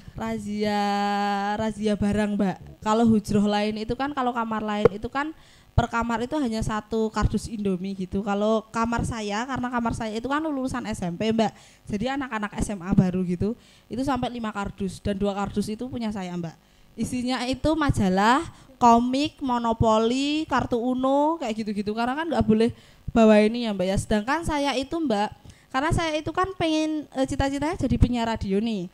Yang namanya penyiar itu kan pengetahuannya harus banyak. Nah salah satu cara saya untuk cari pengetahuan itu adalah dengan membaca majalah Mbak. Jadi majalah tiap minggu terbit itu saya selalu titip ke teman saya yang apa istilahnya Mbak nek ngaji tok kan ngelajo. Jadi teman saya yang ngelajo itu saya titip majalah, saya beli. Nah waktu razia itu punya saya itu 2 kardus isinya majalah sama komik sama monopoli itu tadi. Jadi kita kalau main monopoli itu biasanya kan kalau malam itu kan jam 9:30 sampai jam 10 itu kan sholat hajat nih. Habis itu di absen pengurusnya pergi. Nah nanti ketika pengurus pergi itu kita kayak yang main monopoli kayak gitu Mbak. Itu sih paling pelanggarannya, bukan yang kayak apa namanya ketemuan sama cowok. Karena sering Mbak di kayak gitu juga sering Mbak. Nggak cuma di Fadrun aja ya yang kayak kasus-kasus sama cowok tuh. Di sana juga sering karena kan kita ada yang namanya piket jaga malam Mbak Bintan. Nah biasanya yang jaga malam itu sering ketemuan sama cowok. Biasanya kalau saya kepasan saya yang jaga malam juga, biasanya saya kerjain Kak. Kita pura-pura kismu aman. Kalau kismu aman kan ada sepeda sendiri Mbak. Nanti biasanya saya teman-teman saya tuh nyolong sepeda itu, terus kita kayak pakai sepeda itu terus kayak yang anti kayak gitu, mana anti kayak gitu. Nanti mereka kayak kayak gitu. Biasanya kayak gitu. Saya biasanya jahil kayak gitu sih Mbak ke yang orang-orang. Terus misal kayak yang ada mas pondok kayak yang dodok uhti mana anti kayak gitu, nanti kita kayak nipu kayak kita pura-pura aja jadi Bintan yuk kayak gitu, anak Bintan ahi kayak gitu biasanya kayak gitu sih Mbak. Tapi yang usil-usil kayak gitu, tapi biasanya habis itu kita kayak yang makanya jadi orang tuh jangan kayak gini kayak gitu supaya supaya ada efek jerah gitu. Karena memang sering sih Mbak kejadian ketemuan sama cowok segala macam kayak gitu, tapi ya jangan sampai lah ya kita seperti itu. Saya dulu saking takutnya sama cowok Mbak, jadi kan kita pulangnya 1 tahun sekali ya Mbak ya. Waktu saya tahun pertama pulang itu saya disuruh cerita pengalaman saya mondok ketika akhir sana. Siapa ya yang masih Mbak Septi mungkin ya masih, Mbak Makrifah menangi ya, itu menangi nggak ya Mbak ya? Saya cerita di depan itu. Saya nggak berani natap mas pondok Mbak. Saya nggak berani natap mas pondok karena saya itu setahun rawiro lanangan ya Mbak ya. Jadi niki ndelok iki wedi gitu. Terus saya juga 1 tahun setelah mondok itu saya di rumah nggak bisa ngomong pakai bahasa Jawa. Jadi makanya Adrin dulu mungkin ada yang menangi ya, Adrin kalau ngomong pakai bahasa Indonesia kayak Maria Arwa gitu. Karena memang dari pondok itu saya nggak bisa bahasa Jawa Mbak ketika pulang. Otomatis raiso dhewe kan Mbak, malah kadang kayak pakai bahasa Arab Inggris tuh loh sama Mas Faiz tuh kayak yang kayak gitulah kayaknya Kak.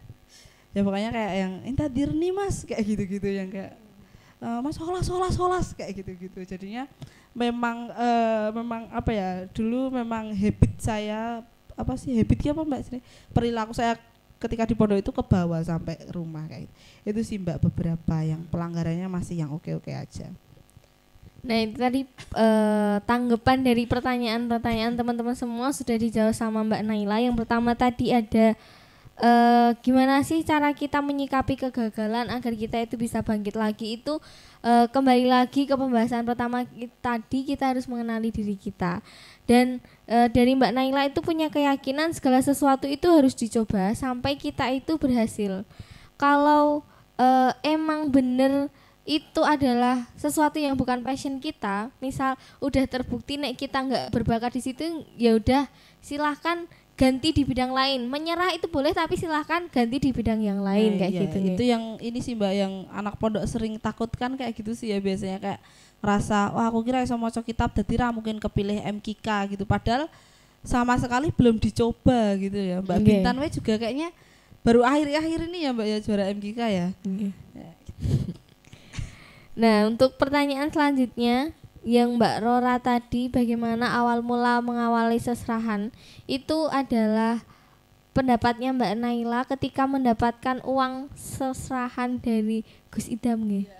Itu daripada dibuat seneng-seneng, daripada dibuat foya-foya, itu Mbak Naila memilih untuk gimana sih caranya memanfaatkan uang yang ada, sesuatu yang ada untuk bermanfaat di hari besok-besoknya, di kemudian harinya. Dan untuk pertanyaan yang terakhir, pernah nggak sih Mbak Naila itu dulu zaman di pondok yang notabene adalah santri aktif, santri berprestasi, melakukan pelanggaran itu ternyata sering, tetapi pelanggaran-pelanggaran yang dilakukan Mbak Naila itu ibaratnya nek di pondok kita dilakukan itu nggak apa-apa. Jadi pelanggaran yang dilakukan Mbak Naila ini bukan sesuatu yang seperti melanggar syariat dan lain sebagainya kayak gitu. Dan mungkin dari ceritanya Mbak Naila itu bisa kita jadi santri di Pondok Pesantren Fandu Minoloh itu untuk bersyukur.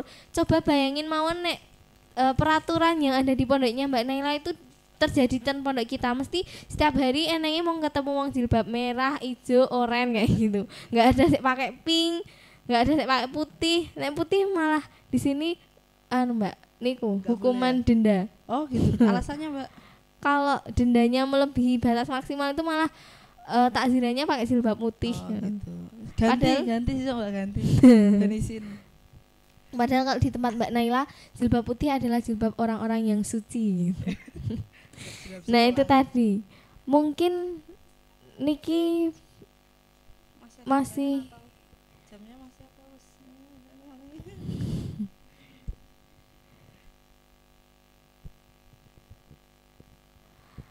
mungkin terakhir bisa nih ke Mbak Naila di teman-teman dikasih pesan-pesan dari Mbak Naila buat teman-teman itu apa? Karena ini anak pondok ya Mbak ya, jenengan anak pondok semuanya. Yang pertama itu adalah jangan pernah takut untuk jadi beda. Dalam artian beda yang positif ya, aja tiba-tiba lagi liyane jilbabe do ning apa senemi ning kene jenengan nganggo jilbab ning kene kan. Dalam artian beda yang positif ya. Misal kayak kelihatan aneh kalau misal tiap pagi nyirami tanaman, terus tiba-tiba jenengan menanam pohon kelapa di sini. Jangan takut karena kan itu sesuatu yang baik gitu. Selama masih diizinkan ya aku wis nanam pohon kelapa ra oleh gitu. Jadi jangan pernah takut untuk jadi beda gitu. Kalau misal jenengan suka apa silahkan dilakukan. Saya tuh selalu punya semboyan Mbak Bintan. Love what you do what you love. Jadi artinya adalah ada yang tahu artinya? Love what you do what you love. Saya yang nanti nggak bisa ngulangi gitu. Love what you do adalah cintai apa yang kamu kerjakan. Lalu do what you love adalah lakukan apa yang kamu cintai gitu. Jadi makanya jenengan lihat saya itu kan kayak nggak tahu sih. Mungkin kalau orang lain lihat saya tuh kayak yang hidupnya tuh santai-santai aja kayak Mbak Naila lagi ra kerja mek ngene-ngene iki, padahal sebenarnya saya sedang melakukan apa yang memang saya suka gitu. Dan kalau ketika saya itu diamanati, kalau dulu zaman pondok ya Mbak ya, ketika saya diamanati untuk melakukan suatu pekerjaan itu saya sebisa mungkin untuk memberikan yang terbaik gitu. Jadi saya memberikan cinta saya supaya pekerjaan ini cepat selesai, pekerjaannya selesai dengan bagus gitu. Jadi jenengan ketika di pondok ditunjuk untuk melakukan sesuatu, kayak misal tiba-tiba ditunjuk untuk pidato malam Jumat Wage, ya sudah dijalani saja dengan cinta gitu. Karena segala sesuatu yang dilakukan dengan cinta itu akan berbuah sangat manis gitu kan. Jadi silahkan lakukan apapun yang memang teman-teman suka selama itu masih dalam batasan ya. Kita di sini ngomongin yang masih dalam batasan ya Mbak ya. Aja melakukan yang kita suka. Aku sukanya joget TikTok, habis itu joget TikTok kan nggak boleh kayak gitu. Jadi silahkan lakukan apa yang teman-teman suka. Kalau teman-teman suka menulis silahkan tulis apapun. Kalau teman-teman suka menggambar silahkan gambar apapun. Teman-teman suka menyanyi silahkan menyanyi sekeras apapun. Jadi nemeni Mbak Adrin tuh, biasanya Mbak Adrin kan ono kayak ini silakan dikancani Mbak Adrin ya supaya tidak sendiri gitu. Lalu silahkan kenali diri teman-teman ya, karena teman-teman masih muda toh, belum 20 tahun. Silahkan kenali diri teman-teman. Kalau misal udah 20 tahun lebih gimana Mbak? Ya tentu boleh, tetap boleh. Itu bukan suatu patokan ya, cuman itu patokan menurut saya Mbak ya. Jadi karena bapak saya sudah ngendika seperti itu ya, saya sebisa mungkin mengamalkan apa yang dingendikake bapak kayak gitu. Lalu ketika jenengan sudah mencoba berbagai hal, jenengan sudah mencoba untuk menyukai atau mengetahui diri jenengan dan ternyata jenengan tidak menemukan bahwa aku ki tetep ora ngerti diriku ki sebenarnya sopo, silahkan coba berbagai macam kegiatan. Kalau misalnya nek konco latihan hadroh melu, konco latihan tag foto melu, konco latihan video melu, konco ngelempet baju melu kayak gitu. Jadinya silahkan lakukan apapun sampai jenengan itu menemukan apa sih, menemukan apa yang jenengan suka gitu. Jadi jangan menyerah pokoknya ya, karena hidup itu masih panjang. Kalau jenengan berusaha hidup panjang, tapi kalau jenengan menyerah ya hidup hanya akan berhenti sampai di sini gitu. Gitu Mbak Bintan ya. Jadi tetap love what you do what you love. Be you, be yourself. Itu tadi adalah pesan Mbak Naila buat kita semua. Yang bahasa Inggris tadi saya akan langsung mengulang bahasa Indonesianya karena saya nggak bisa. Cintai apa yang kamu lakukan dan lakukan apa yang kamu cintai, kayak gitu ya Mbak Naila. Dan kita sebagai manusia itu harus berani beda dalam artian beda dalam hal yang positif. Jangan takut untuk mencoba segala sesuatu yang belum pernah kita coba, dan lakukan segala sesuatu apapun itu secara semaksimal mungkin dan kita landasi dengan cinta, karena segala sesuatu yang kita lakukan dengan cinta itu akan indah, ngoten nggih. Sama ini sih Mbak, mungkin ini keresahan saya juga dulu ya. Jenengan itu jangan merasa bahwa jenengan itu bukanlah orang yang berguna, yang tidak berguna gitu. Mungkin kan enak santri yang tidak aktif terus merasa kayak aku tuh sebagai santri tidak berguna. Jangan pernah merasakan hal seperti itu, jangan pernah sampai memikirkan hal seperti itu, karena sebaik apapun kita, seburuk apapun kita, itu pasti akan ada gunanya Mbak. Mungkin gunanya bukan untuk diri kita sendiri, tetapi bisa mungkin untuk pelajaran orang lain supaya tidak menjadi seperti kita gitu. Saya selalu bilang sama Mas Idam kayak yang, Mas aku sebenarnya ada gunanya nggak sih? Oh no gunane, kowe iki gunane iki supaya orang-orang iki tidak seperti dirimu kayak gitu. Biasanya kayak gitu gojekan saya sama Mas Idam gitu. Jadinya memang seburuk-buruk orang pun tetap dia akan berguna, karena kan pengalaman itu tidak harus dialami sendiri Mbak. Pengalaman itu bisa kita belajar dari pengalaman orang lain. Ilmu itu bisa kita ambil dari pengalaman orang lain. Jadi jenengan jangan pernah merasa jenengan itu tidak bermanfaat. Tidak ada orang pintar jika tidak ada orang bodoh Mbak Bintan. Tidak ada orang cantik jika tidak ada orang jelek. Tidak ada orang tinggi jika tidak ada orang pendek. Jadi jenengan kalau misal lemu kados kula iki sek kurus-kurus bersyukur, jenengan diarani kurus karena ada kula. Ada Mbak Sania, Mbak Bahir, Mbak Isti. Coba kalau nggak ada Mbak Sania, kan bisa aja jenengan diarani lemu kayak gitu. Jadinya jangan pernah merasa minder, jangan pernah merasa insecure, jangan pernah merasa bahwa jenengan itu tidak berguna. Nafas jenengan itu sangat berguna, setidaknya untuk diri jenengan sendiri, untuk bertahan hidup kayak gitu. Pokoknya nek gelem obah iki insyaallah ada jalan, ada berkah gitu. Sama mungkin jadi santri itu harus bisa bersyukur dan juga bersabar, itu sih Mbak. Nah itu tadi terakhir dari Mbak Naila, pesan buat kita itu jangan pernah merasa kita itu nggak ada gunanya, karena seburuk apapun kita, sejelek apapun kita itu Allah itu selalu menciptakan segala sesuatu itu pasti ada manfaatnya, ada kelebihannya kayak gitu nggih. Dan sebagai santri itu kita harus bersabar dan bersyukur dan bersabar kayak gitu. Nah mungkin niku nggih Mbak Naila diberi kesempatan buat sudah mengacungkan diri untuk bertanya. Oh, sudah terjawab. Pertanyaannya sudah terjawab. Nggih, mungkin untuk yang terakhir kali sekedar. Waktunya sampai jam berapa tuh Mbak ini Mbak? Kok kayak apa kita sahur bareng-bareng di sini teman-teman? Mungkin sebelum kita menutup perjumpaan kita pada malam hari ini ada closing statement dari Mbak Naila buat teman-teman semuanya. Gak ada sih Mbak, itu tadi aja sih. Itu tadi pesan-pesannya Mbak Naila itu semua silahkan dicatat, direnungkan, dipahami dan dilaksanakan nih teman-teman semuanya. Yeah. Selanjutnya terima kasih banyak kepada Mbak Naila yang sudah berkenan hadir membagi ilmu yang sangat-sangat banyak dan bermanfaat kepada kita. Terima kasih sampun memberikan motivasi kepada kita semua. Insya Allah ketika kita mengambil pelajaran pada malam hari ini, maka banyak sekali yang bisa kita ambil, banyak sekali yang bisa kita manfaatkan, dan insya Allah kita akan menjadi orang yang berguna dan berhasil. Amin, Allahumma amin. Selanjutnya niki kita Oh iya, terserah Mbak Bintan. Saya berterima kasih kepada Mbak Bintan ya sudah membantu berjalannya acara pada malam hari ini. Boleh ditutup Mbak Bintan, monggo. Nggih, mungkin sampai di sini perjumpaan kita pada malam hari ini.